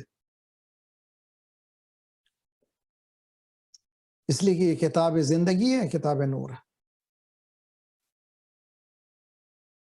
یہاں پر حکم پروردگار ہو رہا ہے، قل ان کنتم تحبون اللہ، اگر تم اللہ سے محبت کرتے ہو، فاتبعونی، یہ سرکار کو حکم دیا جا رہا ہے، آپ یہ ڈکلیئر کر دیجئے۔ اگر یہ لوگ محبت اللہ کی محبت کا دل میں بھرم رکھتے ہیں اور ڈھنڈوڑا پیٹتے ہیں اور یہ کہتے ہیں کہ ہمیں اللہ سے محبت ہے، تو میری اتباع کرو، یعنی مجھے فالو کرو، امیٹیٹ۔ ان ریٹرن کیا ہوگا؟ ان ریٹرن یہ ہوگا کہ یحببکم اللہ۔ انسان کی ہیومن نیچر ہے to love, to be loved, to love, to be loved by others. محبت کروں، محبت کیے جاؤں، مجھے بھی کوئی، مجھ سے بھی کوئی محبت کرے، میں بھی کسی سے محبت کروں۔ ہم مومنین اشد حبا للہ، الذین آمنوا اشد حبا للہ، جو لوگ ایمان لاتے ہیں وہ لوگ سیویئر ہیں، بہت شدید ہیں جب اللہ کی محبت کا مسئلہ آتا ہے۔ قرآن نے یہ میکانزم بتایا ہے کہ اللہ کی بیر محبت کا ماننے والے نہیں ہے، اتباع رسالت ہوگی تو اللہ کی محبت ہے۔ اور ان ریٹرن اللہ نے یہ شرط لگانے کے بعد بتایا کہ پھر میں بھی تم سے محبت کروں گا۔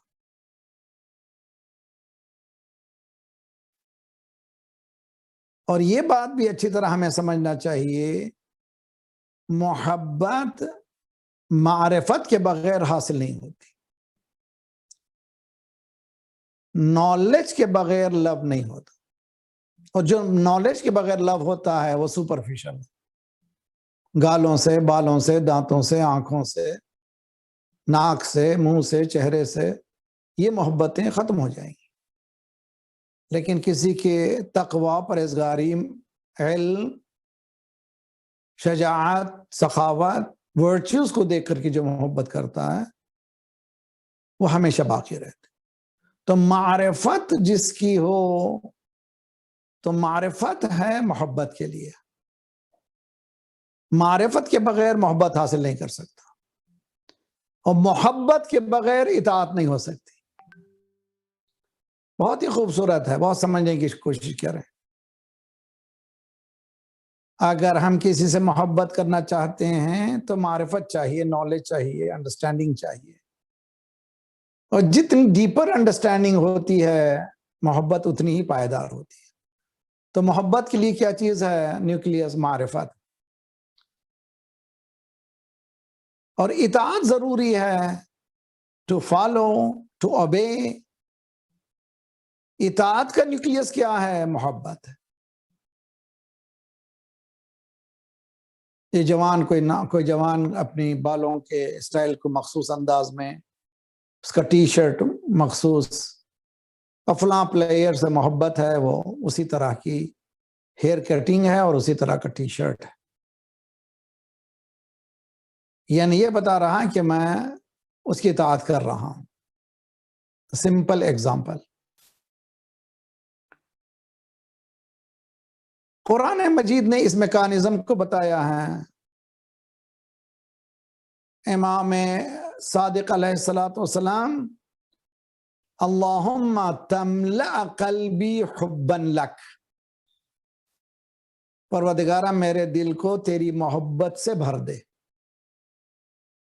یعنی اگر وجود انسان، ظرف انسان، ہارٹ اس کا ایک یوٹنسل قرار دیا جا رہا ہے، اس یوٹنسل کو کس چیز سے بھرنا چاہیے؟ محبت پروردگار سے۔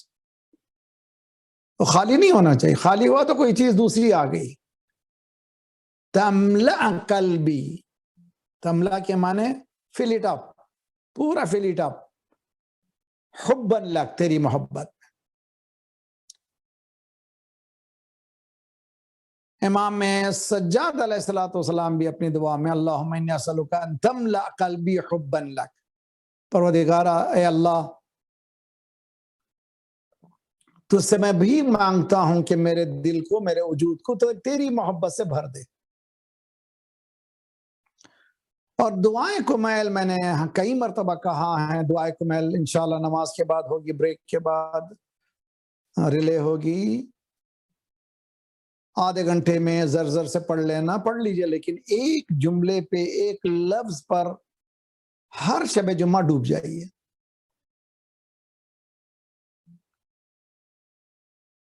وَاجْعَلْ لِسَانِي بِذِكْرِكَ لَهِجًا، وَاجْعَلْ لِسَانِي بِذِكْرِكَ لَهِجًا، میرا لہجہ، میری گفتگو کاہے کے لیے ہو؟ تیرے ذکر کے لیے ہو۔ اللہ اکبر۔ وَقَلْبِي بِحُبِّكَ مُتَيِّمًا،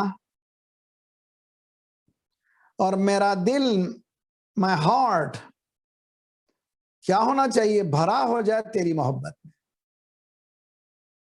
وَقَلْبِي بِحُبِّكَ مُتَيِّمًا، یعنی انسان یہ کوشش کر رہا ہے، ایک مومن یہ کوشش کر رہا ہے کہ اپنے ظرف وجود کو اللہ کی محبت سے بھرے۔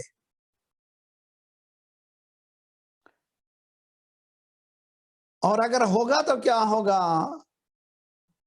الذین قالوا ربنا اللہ ثم استقاموا، جو لوگ اللہ کو اپنا رب مانتے ہیں اور اس میں استقامت دکھاتے ہیں، اسٹیٹ فاسٹنس دکھاتے ہیں، فلا خوف علیہم ولا هم یحزنون،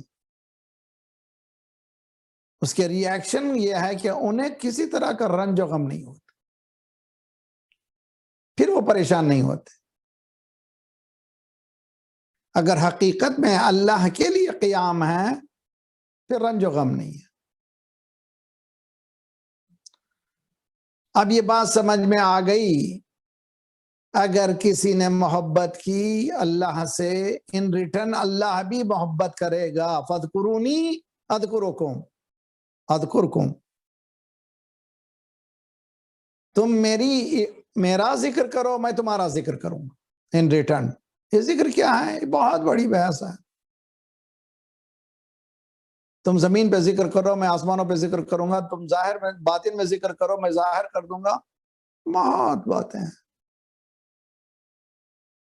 یعنی ایکشن کا ایک ری ایکشن ہے. میں جو اللہ سے محبت کر رہا ہوں اس کا ری ایکشن کیا ہے؟ اس کا ری ایکشن یہ ہے قلوب حق پرست میں میری محبت ہے.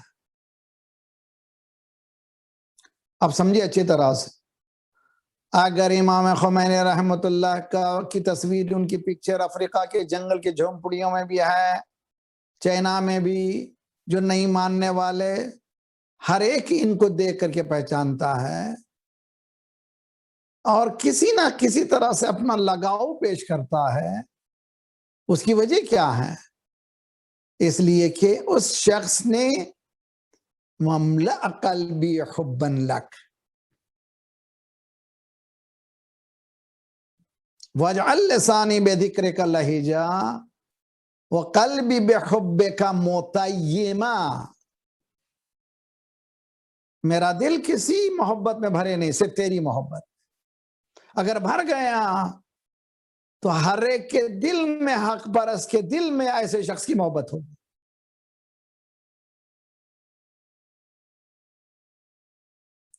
تو یہ پہلو آج کی شب اچھی طرح سے یاد رکھ لیجئے.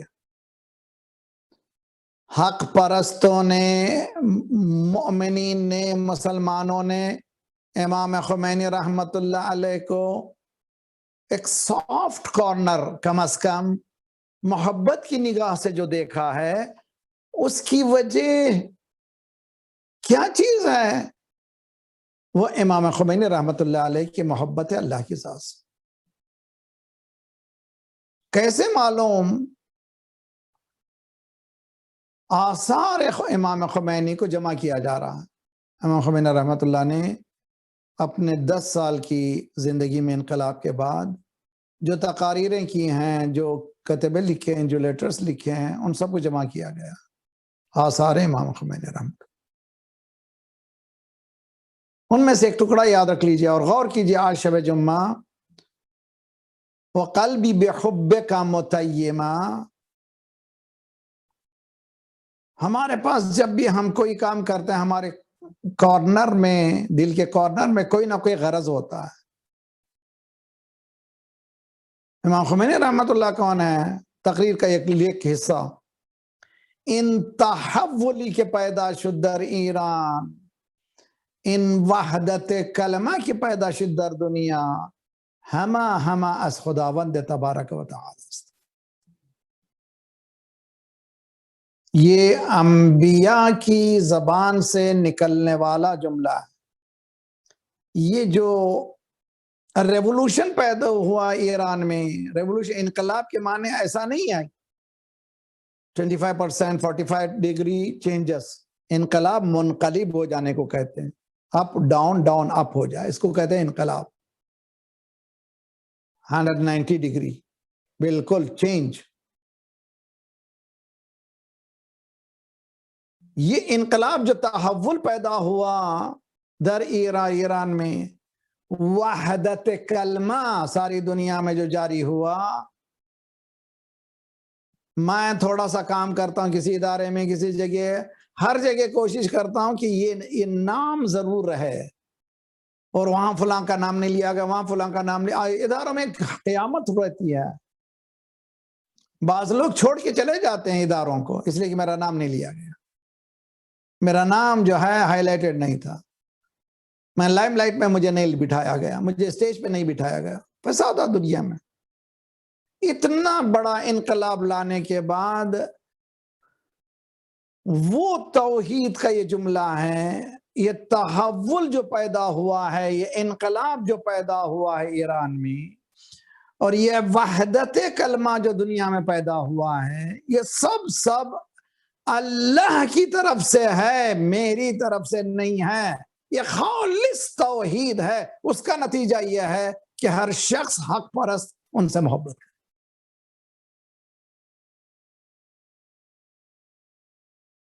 ہم سے کہا جاتا ہے فلاں کام کیجئے، فلاں جگہ مجلس پڑھیے، ہم 50 دیکھتے ہیں کہ ہمارا کنیکشن کیا ہے یا نہیں ہے، نہیں ہے تو ہم پڑھیں گے نہیں۔ شعراء حضرات شاعری کرنے والے، اچھا آپ نہیں، ان سے ہمارا رابطہ نہیں، ہم نہیں پڑھیں گے۔ مولوی حضرات، مجھ جیسا شخص کہیں نہ کہیں کارنر میں ہوتا ہے شخصی۔ امام خمینی رحمت اللہ خالصتاً انقلاب والذین آمنوا اشد حبا للہ، اللہ کی محبت، جس کا نتیجہ یہ ہوا کہ جتنے مومنین و غیر مومن اور حق پرستوں نے امام خمینی کو قبول کیا، دل کے کارنر میں ان کے پاس سافٹ کارنر میں ایک جگہ موجود ہے۔ آپ نے اس کلپ کو دیکھا ضرور ہے، ڈاکٹر اسرار الحق جو مر چکے ہیں، انہوں نے یہ صاف اعلان کیا، آیت اللہ خمینی نے جو کام کر دیا ہے کوئی سنی عالم نے نہیں کیا۔ یہ لفظ سنی بھی کہنا بھی اچھی چیز نہیں، کوئی مسلمانوں میں معاشرے میں ایسا کام نہیں کیا۔ یہ جو الفاظ نکلے ایسے ہی نہیں نکلتے ہیں، یہ نظام پروردگار ہے کہ اللہ یہ کہہ رہا ہے کہ جو مجھ سے محبت کرے گا اتباع رسالت کے بعد ان ریٹرن اللہ بھی اس سے محبت کرے گا۔ جس سے اللہ محبت رکھے، محبت کرنے لگے، کیا کہنے لگے اس کی۔ یہ ہو گیا مومنین پر امام خمینی کی زندگی کا وہ پہلی جو توحیدی پہلو ہے، وہ پہلو لو وتھ اللہ سبحانہ وتعالی ہے، اس کا نتیجہ ہے۔ اب اس کے مقابل میں ایک حدیث اور اچھی ہے کہ اس کو میں ریلیٹ کر سکتا ہوں، اور یہ امام ہادی علیہ السلام کی طرف سے حدیث ہے، من اتق اللہ یتقى، جو اللہ سے ڈرنے لگے گا اللہ کا خوف اس کے پاس پیدا ہوگا تو وہ خود اس کا خوف بھی دوسروں کے دلوں میں۔ وَمَنْ أَطَاعَ اللَّهَ يُطَاعَ، آگے بھی ہے حدیث، میں آج کے اس موضوع کو مربوط کرنے کے لیے اس حدیث پہ رکوں گا۔ وَمَنْ أَطَاعَ اللَّهَ يُطَاعَ، جس نے اللہ کی اطاعت کی، اطیعوا اللہ واطیعوا الرسول وَأُولِي الْأَمْرِ مِنْكُمْ، جس نے بھی اللہ کی اطاعت کی وہ یطاع ہوگا۔ یطاع کے معنی اس کی اطاعت لازمی ہے۔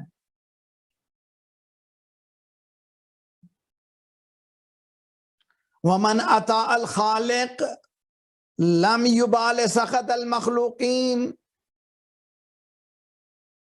اگر کوئی اللہ کی محبت میں، اللہ کی اطاعت میں اپنی زندگی کو گزار دے اور اس کو یہ پرواہ نہ ہو کہ مخلوق اس سے ناراض ہو جائے گی، وَمَنْ أَسْخَطَ اللَّهَ فَلْيُوقِنْ أَنْ يَحَلَّ بِهِ سَخَطَ الْمَخْلُوقِينَ، اگر کوئی شخص اللہ کی رضا کے لیے کام کرے تو اس کو پرواہ نہیں ہوگی مخلوق اس سے راضی ہیں یا نہیں ہے، مخلوق راضی رہیں گے اس لیے کہ اللہ اس سے راضی ہے۔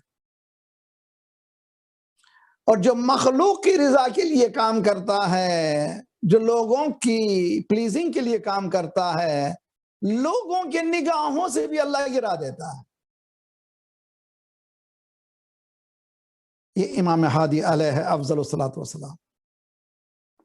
تو امام خمینی کی حیات کا یہ آج کا رخ مومنین پر، حق پرستوں پر جو اثر ہوا ہے ایک، اور باطل پر ظالمین پر جو اثر ہوا ہے، یہ دوسرا رخ پیش کر رہا ہوں میں، بہت اچھی طرح سے سمجھیے۔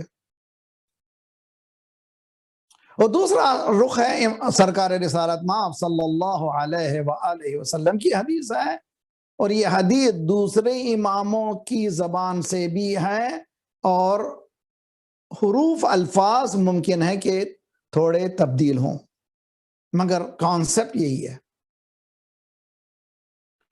من خاف اللہ عز و جل، سرکار رسالت مآب صلی اللہ علیہ وآلہ وسلم روحی و ارواحنا لہ الفدا فرماتے ہیں، من خاف اللہ عز و جل، جو اللہ تبارک و تعالی سے ڈرے گا، خاف منہ کل شیء، اللہ سے ڈرنے والا ذات پروردگار ہر شے کے دل میں اس اللہ کے ڈرنے والے کا ڈر لگا دے گا۔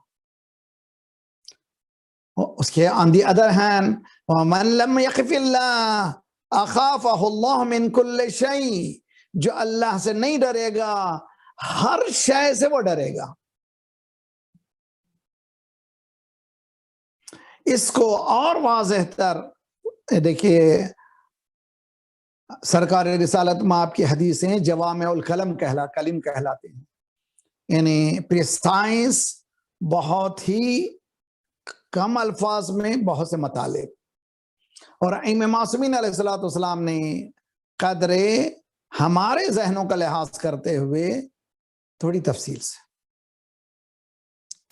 امام صادق علیہ السلام، من خاف اللہ عز و جل اخاف اللہ منہ کل شیء، جو بھی اللہ سے ڈرے گا اور یہ ڈر اس کا صحیح حقیقت میں ہو، اس کی پریکٹیکل لائف میں آ جائے، گناہوں سے بچتا چلا جائے، صرف خوف پروردگار میں، ذات پروردگار، اس شخص کا خوف اللہ ہر اس دل کے دل میں ڈالے گا جو اللہ سے نہیں ڈرتا۔ وَمَن لَمْ يَخِفِ اللَّهَ خَافَهُ اللَّهُ مِن كُلِّ شَيْءٍ، جو اللہ سے نہیں ڈرتا وہ بلی سے بھی ڈرتا، بیوی سے بھی ڈرتا۔ میں تو مذاق کرتا ہوں۔ تو یہاں پر نقطہ، جس نے کبھی گن ہاتھ میں نہیں لیا، جس نے کبھی میدان جنگ میں جا کر کے جنگ، ظاہراً کوئی جنگ نہیں لڑی، مگر یہ کون ہے جس کی وجہ سے دنیا کو کہنا پڑا the man who changed the world؟ B B C London کا یہ ڈاکیومنٹری کوئی معمولی ڈاکیومنٹری نہیں ہے، اور وہ لوگ ان کی تعریف میں نہیں کر رہے ہیں، بلکہ اپنے ویسٹ کو ڈرانے کے لیے be prepared, such an ideology is moving. The man who changed the world، وہ شخص جس نے دنیا کو بدل دیا، تو دنیا کو وہی بدل سکتا ہے جو اپنے وجود میں اللہ کے احکامات کو بدل دے۔ اگر وہ اللہ کے لیے بدل جائے تو کائنات اس کے لیے بدل جائے گی۔ حق پرستوں کے دلوں میں، مومنین کے دلوں میں، مسلمین کے دلوں میں امام خمینی کی محبت، قل ان کنتم تحبون اللہ، اور باطل کے دلوں میں امام خمینی رحمت اللہ کا ڈر، اس بات کی دلیل ہے کہ سسٹم ذات پروردگار نے اس طرح کا رکھا ہے کہ تم سنسیئرٹی کو پیش کرو، لو میں سنسیئر رہو، تمہاری محبت سب کے دلوں میں ڈالوں گا، میں مجھ سے خوف میں سنسیئر رہو، تمہارا ڈر ہر ایک میں ڈالوں گا۔ دعائے ندوہ میں کیا پڑھتے ہیں؟ ایتہ بروح القدس وحففتہ بالرعب، اے پروردگار تو نے روح قدس کے ذریعے سے سرکار رسالت مآب کی مدد فرمائی، اور تو نے ایک رعب و دبدبے کے ذریعے سے دنیا کو دبا ڈالا۔ یہ کون سا رعب ہے؟ یہ کیا میکانزم ہے؟ کیا یہ ہم سمجھ سکتے ہیں اس رعب کو؟ ایک دنیا کھلے گی، آواز کھلے گی، جس کی طرف اسد میاں نے مسٹیکل پہلو کی طرف اشارہ کیا تھا، یہ مسٹیکل پہلو صرف اپنے وجود کو اللہ سے مربوط کرنے کے لیے نہیں ہے، پورے سسٹم کو لانے کے لیے. اور میں ایک جملہ ہر سال امام خمینی کے برسی میں کہتا ہوں، جو دین کتابوں میں بحث و مباحثہ میں تھا وہ دین پریکٹیکل ہوا جو کسی نے نہیں کیا. یہ کریڈٹ صرف اور صرف امام خمینی رحمت اللہ علیہ. ہمارے ہاں فقہ میں ایک کتاب پڑھائی جاتی ہے حوزے میں، اس کتاب دو جلدوں میں ہے، لمعتین، نام ہی لمعتین، 2 جلدیں ہیں، 54 پلس اس میں کتابیں ہیں، کتاب الطہارہ سے کتاب الوراثہ تک. یہ کتاب کے معنی الگ الگ چاپٹرز فقہ کے ہیں، اور سب بحث کر رہے تھے، سب بحث کرتے تھے. ہم بھی جب قم میں تھے پڑھ، چلو قم میں رہتے ہیں وہ سب پڑھتے ہیں، لیکن یہ پورے بحث و مباحثہ کو پریکٹیکل لائف میں خود نے جو بدلا ہے اس کا نام امام خمینی رحمۃ اللہ.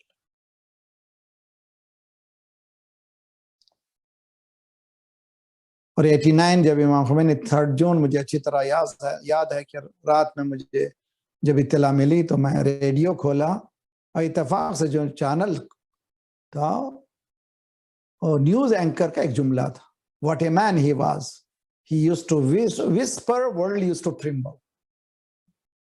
کیا مین؟ وہ دشمن مجبور ہوتا ہے حق کو بیان کرنے کے لیے.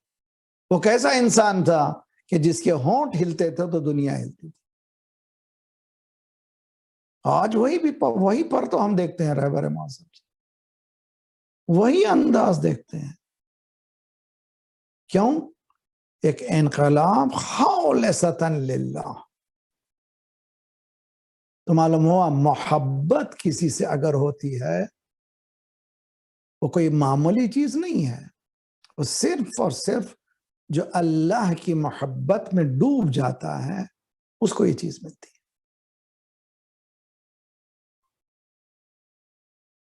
اختتام پہ آتے ہوئے، میرے پاس ٹائم نہیں ہے، روزانہ زیارت عاشور ہو رہی ہے، زیارت عاشور سے نہیں ہے.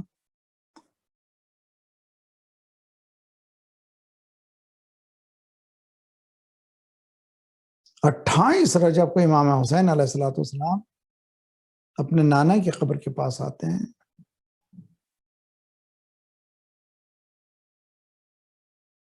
بعض تاریخ میں ایک مرتبہ نے وداع جو کیا مولانا 2-3 مرتبہ. نانا میں نہیں چاہتا یہاں سے جاؤں، اس سے بہتر کوئی جگہ آپ کے پہلو میں رہوں، آپ کے قبر کی مجاوری کروں.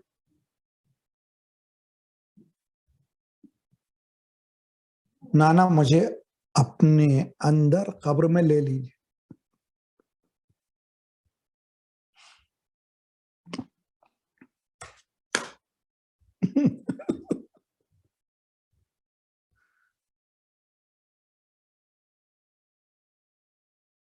امام حسین علیہ السلام آنکھ کو بند کرتے ہیں، آواز آتی ہے ہاتف کی، یا بنیا ان اللہ شاء یراک قتیلا. گویا نانا کی زبان میں کوئی کہہ رہا ہے، اے میرے بیٹے، مرضی پروردگار یہی ہے کہ تو اس کی راہ میں شہید.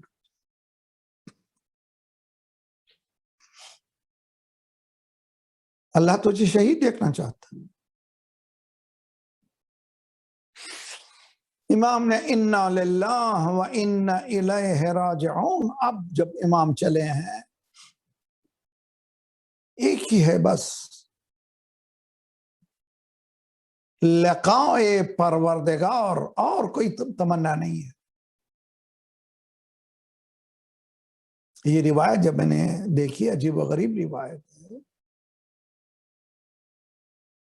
کہ روز عاشور قیامت کا دن ہے. میں تو ہمیشہ سے کہتا ہوں کہ اتنے مصائب ہیں، کسی بھی خطیب، کسی بھی عالم، کسی بھی مقتل کو پڑھنے والے کی یہ جرأت نہیں ہے کہ روز عاشور کے مصائب کو ایک دن میں بیان کر دیں، نہیں کر سکتے۔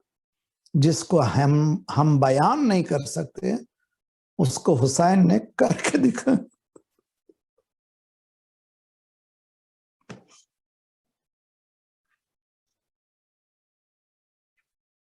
جن مصائب کو ہم بیان نہیں کر سکتے امام حسین نے کر کے دکھا۔ روایت یہ ہے، اب جانتے ہیں صبح عاشور سے اصحاب رسول کون؟ اصحاب امام حسین کون سے اصحاب؟ السلام علیکم یا انصار دین اللہ، ایسے جو مجھے میرے نانا کو بھی نہیں ملے، میرے بابا کو بھی نہیں ملے، میرے بھائی کو نہیں ملے، اور ایسے جا رہے ہیں۔ مگر یہاں پر تیور رضن بقضائہ و تسلیما لامرہ ومنہم من قضى نحبہ ومنہم من ينتظر وما بدلوا تبدیلا، اس کے علاوہ کوئی آواز نہیں۔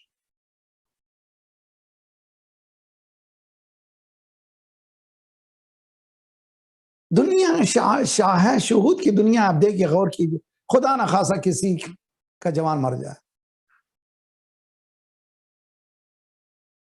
کیا دیکھتے ہیں باپ کو؟ کوئی دیکھ ہی نہیں سکتا باپ کے چہرے کو، اور جنازہ جا رہا ہے، باپ کو 4-5 آدمی سنبھالے ہوئے ہیں، اس کی کمر ٹوٹ چکی ہے۔ یہ حالات ہی کچھ ایسے ہیں۔ روایت میں ہے کہ جیسے جیسے عاشور کا دن بڑھتا جا رہا تھا، عصر عاشور شہادت امام حسین قریب آ رہی تھی، ویسے ویسے مولا کا چہرہ چمکتا جا۔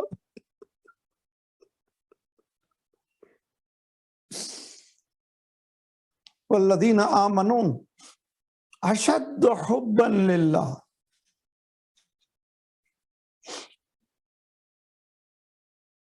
کب؟ ایسے اصحاب کے بعد جو کسی کو نہیں ملے۔ یہ امام کے چہرے جلال کا یہ عالم ہے، جمال کا یہ عالم ہے۔ علی اکبر جیسے بیٹے کو کھونے کے بعد کیا عالم ہونا چاہیے تھا؟ یہ نہیں کہ انسانی اقدار ختم ہو چکے تھے، نا، گرے اٹھے، 70 بار گرے اٹھے، این انت یا علی کہاں، رخسار پر رخسار رکھا، بیٹا آ گیا، اٹھو بیٹا، الدنیا بعدک العفا، اس دنیا پر خاک ہو، تیرے بعد زندگی کا مزہ کیا ہے؟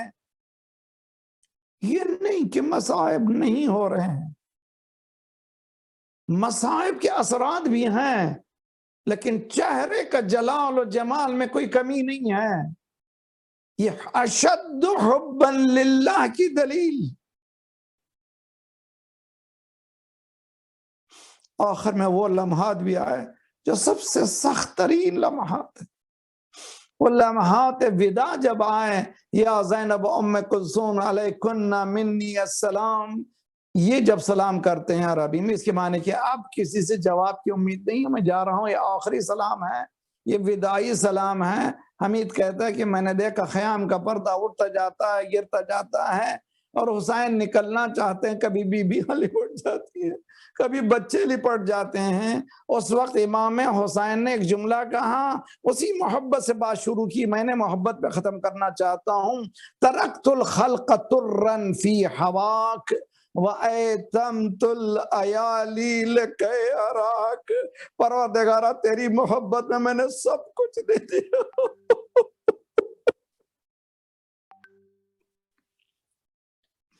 میں نے تیری محبت میں سب کچھ دے دیا، اب میرے بچوں کو میں یتیم کرنے جا رہا ہوں تاکہ تجھ سے ملاقات کروں۔ وَأَيْتَمْتُ الْأَيَالِي لِكَيْ أَرَاكَ، باہر آئے فنظر یمیناً وشمالا، صبح سے آقا مولا چاروں طرف چاہنے والے، لیکن عصر عاشور میں اکیلا حسین، یا ابطال الصفا وفرسان حی جا، اے میرے شیرو، زینب سمجھ گئی ہر شہید جب جاتا تھا کوئی نہ کوئی رکاب کو تھامتا تھا، آگے بڑھی، اے بھیا میں سوار کرتی ہوں صلی اللہ علیہ یا ابا عبداللہ وعلى الأرواح التي حلت بفنائك وأنا أخذ برحلك عليكم منا السلام أبدا ما بقيت وبقي الليل والنهار.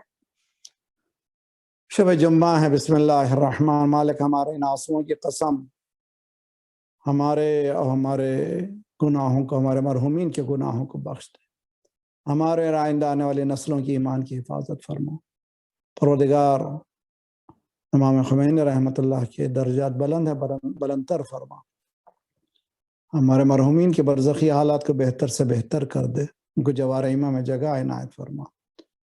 مالک جو پریشان حال ہیں ان کی پریشانیوں کو دور فرما، بے روزگاروں کو روزگار عنایت فرما.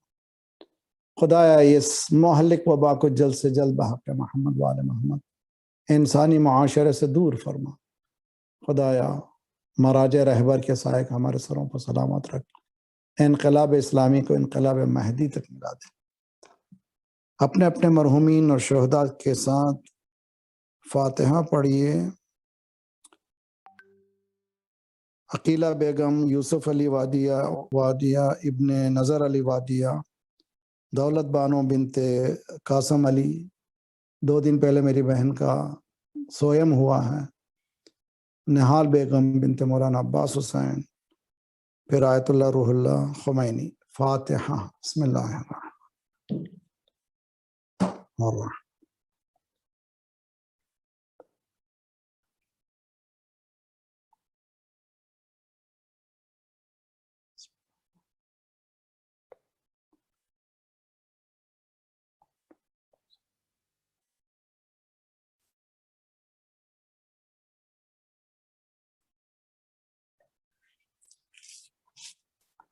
اللہم صلی علی محمد.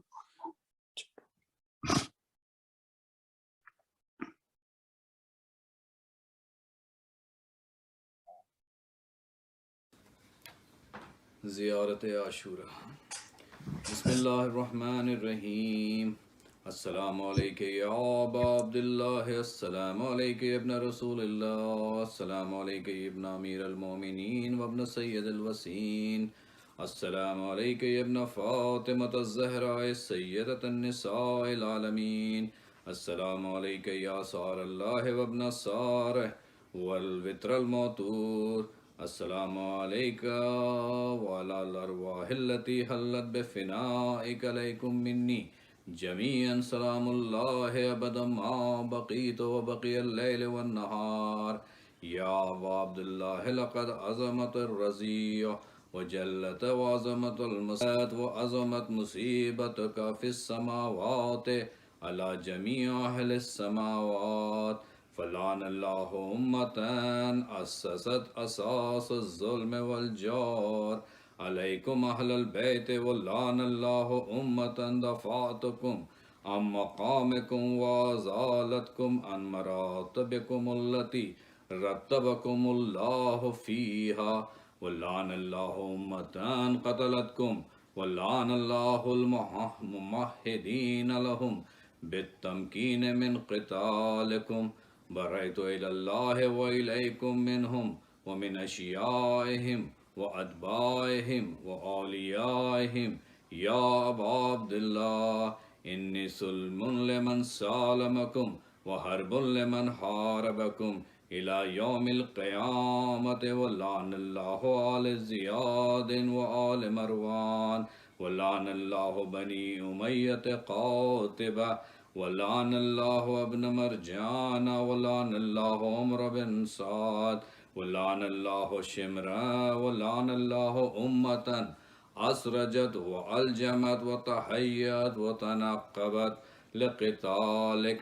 بأبي أنت وأمي لقد أزموا مصابي بك، وأسأل الله الذي أكرم مقامك وأكرمني بك أن يرزقني طلب صارك مع إمام منصور من أهل بيت محمد صلى الله عليه وآله.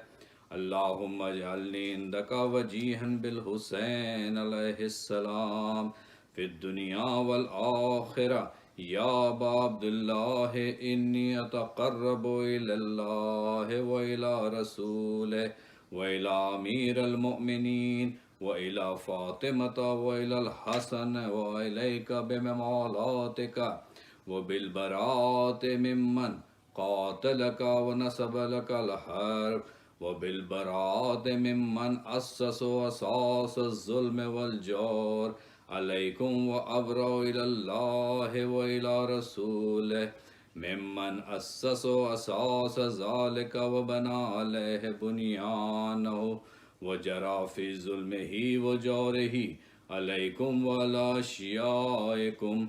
بريت إلى الله وإليكم منهم وتقرب إلى الله ثم إليكم بموالاتكم وبموالات وليكم بالبراءة من أعدائكم والناصبين لكم الحرب وبالبراءة من أشيائهم وأتباعهم. إني سلم لمن سالمكم وحرب لمن حاربكم وولي لمن والاكم وعدو لمن عاداكم.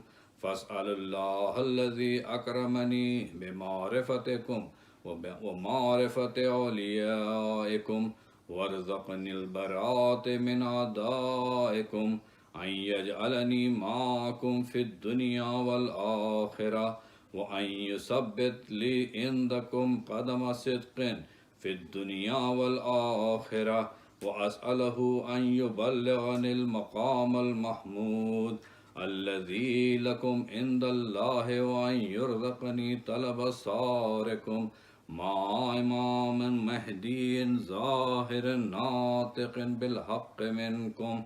وأسأل الله بحقكم وبالشان الذي لكم عنده أن يؤتيني بمصابي بكم أفضل ما يؤتي مصابا بمصيبته.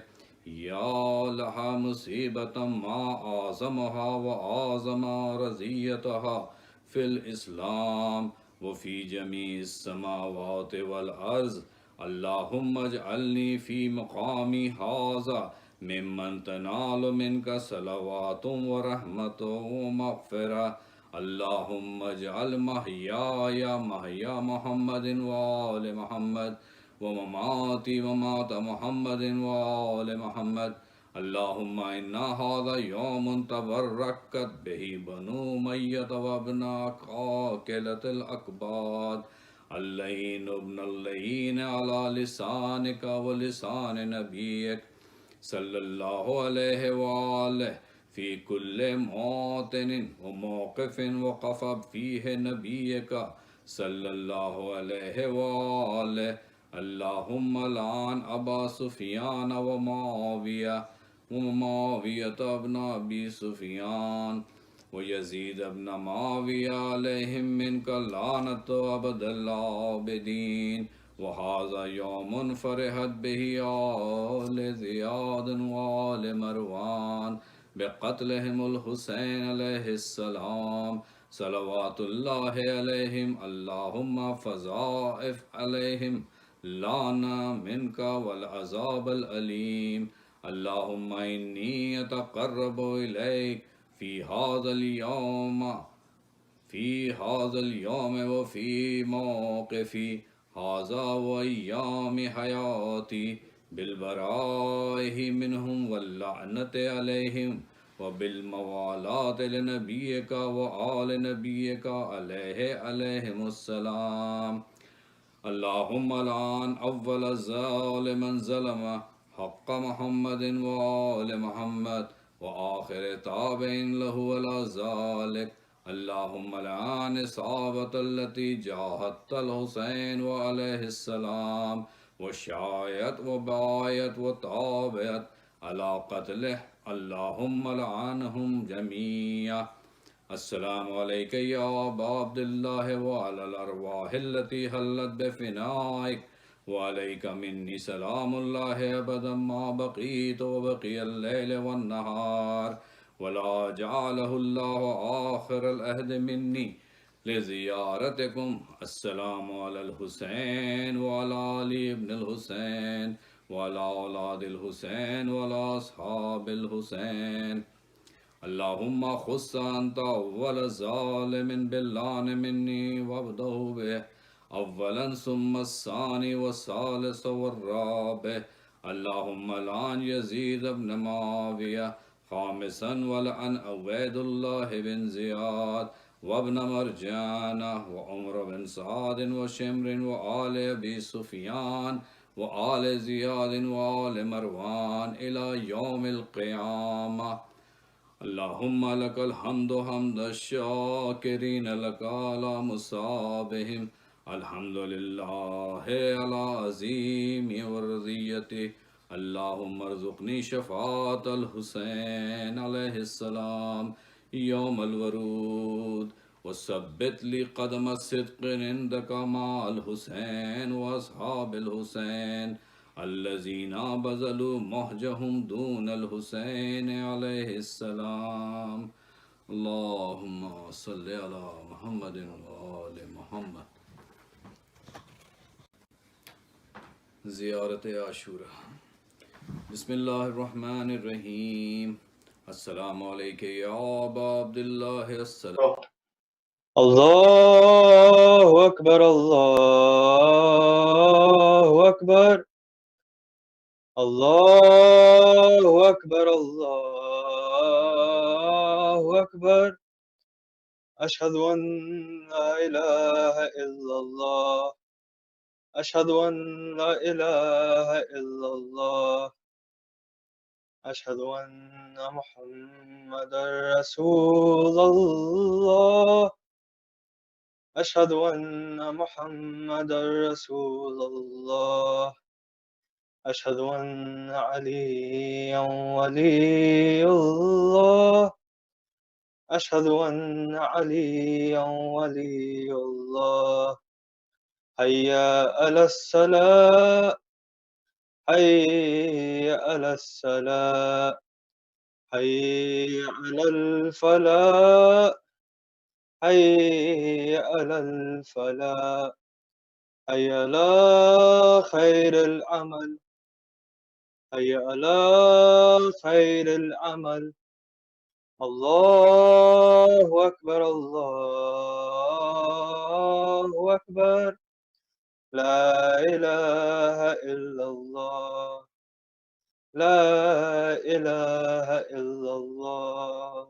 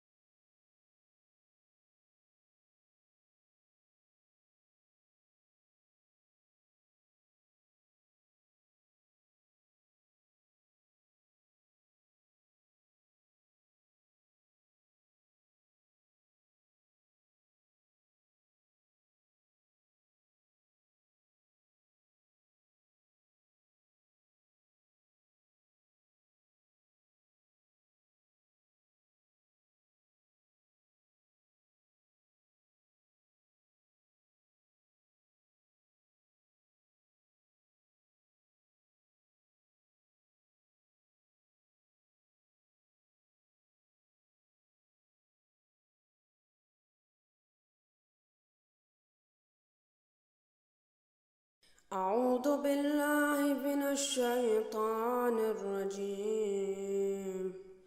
بسم الله الرحمن الرحيم. اللهم صل على محمد وآل محمد. اللهم إني أسألك برحمتك التي وسعت كل شيء وبقوتك التي قهرت بها كل شيء وخضع لها كل شيء وذل لها كل شيء وبجبروتك التي غلبت بها كل شيء وبعزتك التي لا يقوم لها شيء وبعظمتك التي ملأت كل شيء وبسلطانك الذي على كل شيء وبوجهك الباقي بعد فناء كل شيء وبأسمائك التي ملأت أركان كل شيء وبعلمك الذي أحاط بكل شيء وبنور وجهك الذي أضاء له كل شيء يا نور يا قدوس يا أول الأولين ويا آخر الآخرين. اللهم اغفر لي الذنوب التي تحتك العصام. اللهم اغفر لي الذنوب التي تنزل النقام. اللهم اغفر لي الذنوب التي تغير النعام. اللهم اغفر لي الذنوب التي تحبس الدعاء. اللهم اغفر لي الذنوب التي تنزل البلاء. اللهم اغفر لي كل ذنب أذنبته وكل خطيئة أخطأتها. اللهم إني أتقرب إليك بذكرك وأستشفع بك إلى نفسك وأسألك بجودك أن تدنيني من قربك وأن توزعني شكرك وأن تلحمني ذكرك. اللهم إني أسألك سؤالا خاضع متذلل خاشع أن تسامحني وترحمني وتجعلني بقسمك راضيا قانعا وفي جميع الأحوال متواضعا.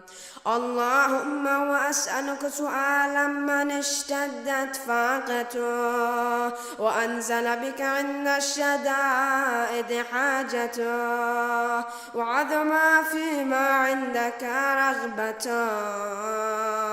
اللهم عظم سلطانك وعلى مكانك وخفي مكروك وظهر أمرك وغلب غهرك وجرت قدرتك ولا يمكن الفرار من حكومتك. اللهم لا أجد لذنوبي غافرا ولا لقبائي ساترا ولا لشيء من عملي القبيح بالحسن مبدلا غيرك لا إله إلا أنت. سبحانك وبحمدك ظلمت نفسي وتجرأت بجهلي وسكنت إلى قديم ذكرك لي ومنك علي. اللهم مولاي كم من قبيل سترت وكم من فاذ من البلاء أقلت وكم من عثار وقيت وكم من مكروه دفعت وكم من ثناء جميل لست أحلا له نشرت اللهم عدم بلائي وأفرت بي سوء حالي وقصرت به أعمالي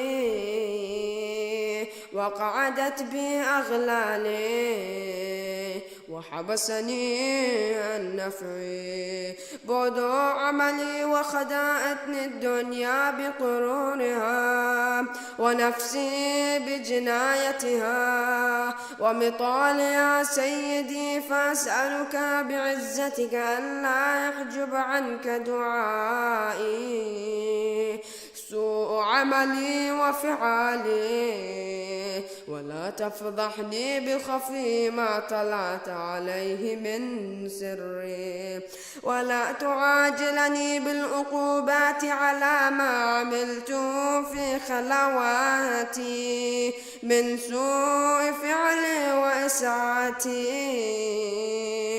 ودوام تفريطي وجهالتي وكثرة شهواتي وغفلتي وكن اللهم بعزتك لي في كل أحوال رؤوفا وعلي في جميع الأمور عطوفا إلهي وربي من لي غيرك أسأل كشف الضر والنذر في أمري إلهي ومولاي أجريت علي حكما اتبعت في حواء نفسي ولم أحترس في من تزيين عدوي فغرني بما أحوى وأسعده على ذلك القضاء فتجاوزت بما جرى علي من ذلك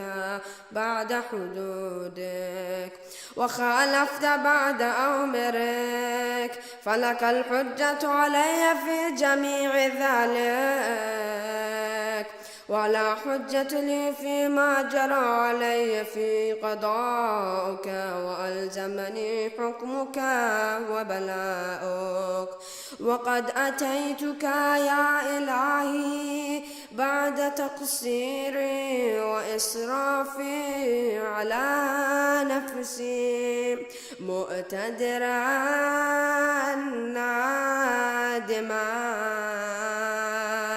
منكسرا مستقيلا مستغفرا منيبا مقرا مدعنا معترفا لا أجد مفر مما كان مني ولا مفزعا أتوجه إليه في أمري غير قبولك عذري وإدخالك إياي في ساعة رحمتك اللهم فاقبل عذري وارحم شدة ضري وفكني من شدي وثاقي يا رب ارحم ضعف بدني ورقة جلدي ودقة عظمي يا من بدأ خلقي وذكري وتربيتي وبري وتغذيتي حبني لابتداء كرمك وسالف في برك بي يا إلهي وسيدي وربي أتراك معذب بنارك بعد توحيدك وبعد من طوى عليه قلبي من معرفتك ولهج به اللسان من ذكرك واعتقده ضميري من حبك وبعد صدق اعترافي ودعائي خاضع لربوبيتك حيحات أنت أكرم من أن تودعني من ربيت أو تبعد من أذنيت أو تشرد من آويت أو تسلم إلى البلاء من كفيته ورحمته وليت شئري يا سيدي وإلهي ومولاي أتسلط النار على وجوه خرت لعظمتك ساجدا وعلى ألسن نطقت بتوحيدك صادقا وبشرك مادحا وعلى قلوب اعترفت بإلهيتك محققا وعلى ضمائر حوت من العلم بك حتى صارت خاشعة وعلى جوارح ساعت إلى أوطان تعبدك الطائعة وأشارت باستغفارك مدعنا ما حاكد الظن بك ولا أخبرنا بفضلك عنك يا كريم يا ربي وأنت تعلم ضعفي أن قليل من بلاء الدنيا وعقوباتها وما يجري فيها من المكاره على أهلها على أن ذلك بلاء ومكروه قليل مكسوم يسير بقاء قصير مدة فكيف احتمال لبلاء الآخرة وجليل وقوع المكاره فيها وهو بلاء تطول مدته ويدوم مقامه ولا يخفف عن أهله لأنه لا يكون إلا عن غضبك وانتقامك وسخطك وهذا ما لا تقوم له السماوات والأرض يا سيدي فكيف لي وأن أعبدك الضعيف الذليل الحقير المسكين المستكين يا إلهي وربي وسيدي ومولاي لأي الأمور إليك أشكو ولما منها عذج وأبكي لعليم العذاب وشدتي أم لطول البلاء ومدتي فلئن صيرتني للعقوبات مع أعدائك وجمعت بيني وبين أهل بلائك وفرقت بيني وبين أحبائك أوليائك فعبني يا إلهي وسيدي ومولاي وربي صبرت على عذابك فكيف أصبر على فراقك وحبني صبرت على حر نارك فكيف أصبر عن النظر إلى كرامتك أم كيف أسكن في النار ورجاء عفوك فبعزتك يا سيدي ومولاي أقسم صادقا لئن تركتني ناطقا لا أذجن إليك بين أهلها ضجيج الآملين ولأصرخن إليك صراخ المستسرقين ولأبكين إليك بكاء الفاقدين ولأنادينك أين كنت يا ولي المؤمنين يا غاية آمال العارفين يا غياث المستغيثين يا حبيب قلوب الصادقين ويا إله العالمين أفتراك سبحانك يا إلهي وبحمدك تسمع فيها صوت عبد مسلم سجن فيها بمخالفته وذاق طعام عذابها بمعصيته وحبس بين أطباقها بجرمه وجريرته وهو يدج إليك دجيجا مؤمل لرحمتك ويناديك باللسان أهل توحيدك ويتوسل إليك بربوبيتك يا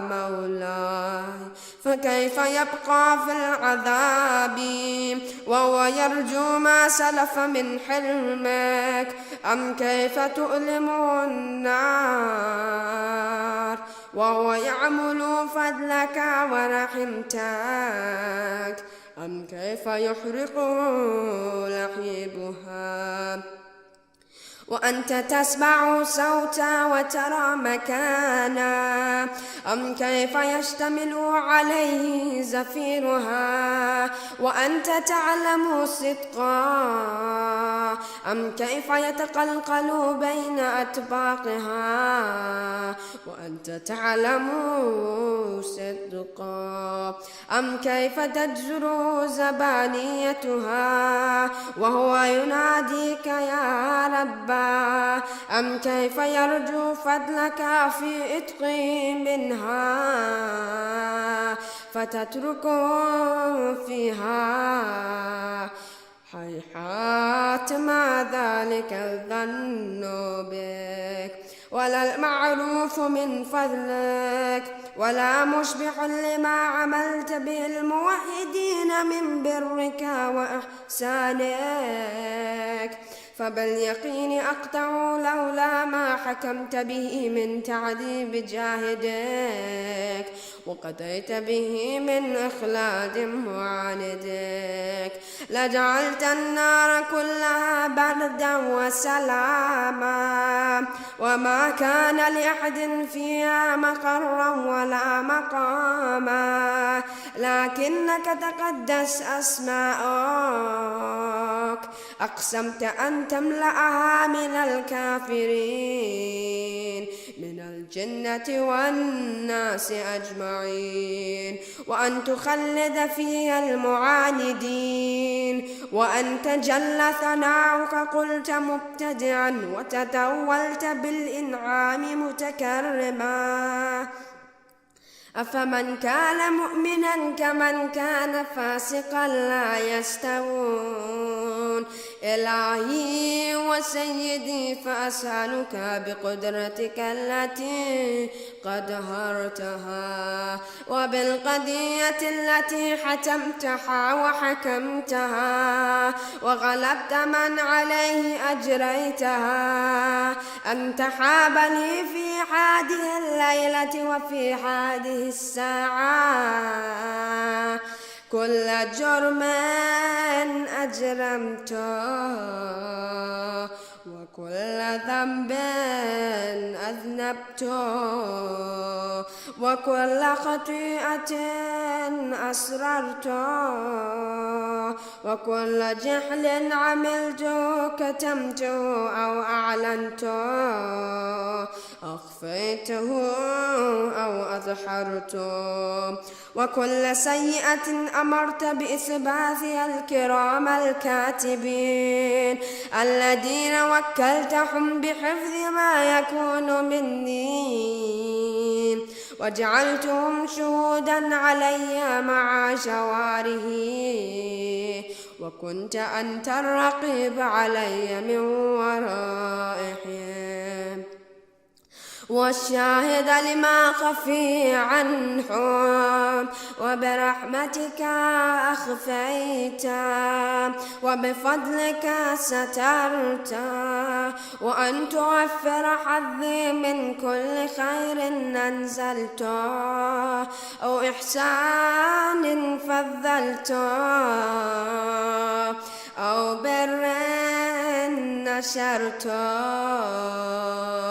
أو رزق بسطت أو ذنب تغفر أو خطأ تستر يا ربي يا ربي يا رب يا إلهي وسيدي ومولاي ومالك رقي يا من بيده ناصيتي يا عليما بضري ومسكنتي يا خبيرا بفقري وفاقتي يا ربي يا ربي يا رب أسألك بحقك وقدسك وأعظم صفتك وأسمائك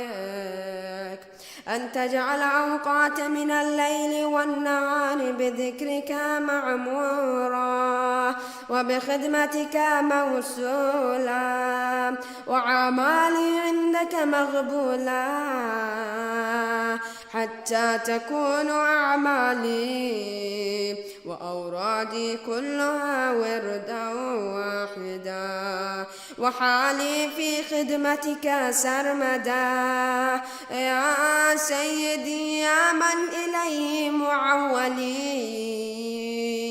يا من إليه شكوت أحوالي يا ربي يا ربي يا رب قو على خدمتك جواره واشدد على العزيمة جوانه وحبلي الجد في خشيتك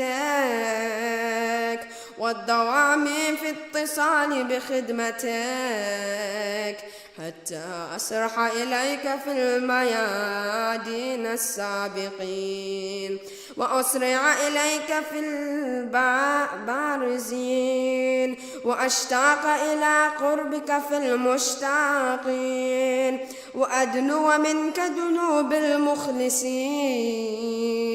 وأخافك مخافة الموقنين وأجتمع في جوارها مع المؤمنين اللهم ومن أرادني بسوء فأرد ومن كادني فكد واجعلني من أحسن عبيدك نصيبا عندك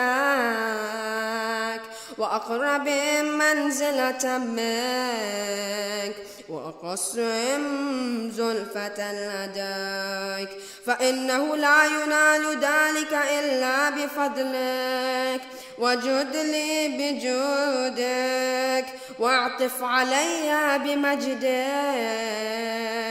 واحفظني برحمتك واجعل لساني بذكرك لاهجا وقلبي بحبك متيما ومن علي بحسن إجابتك وأقلني عثرتي واغفر لي زلتي فإنك قضيت على عبادك بعبادتك وأمرتهم بدعائك وضمنت لهم الإجابة فإليك يا ربي نسبت وجهي وإليك يا ربي مددت يدي فبعزتك استجب لي دعائي وبلغني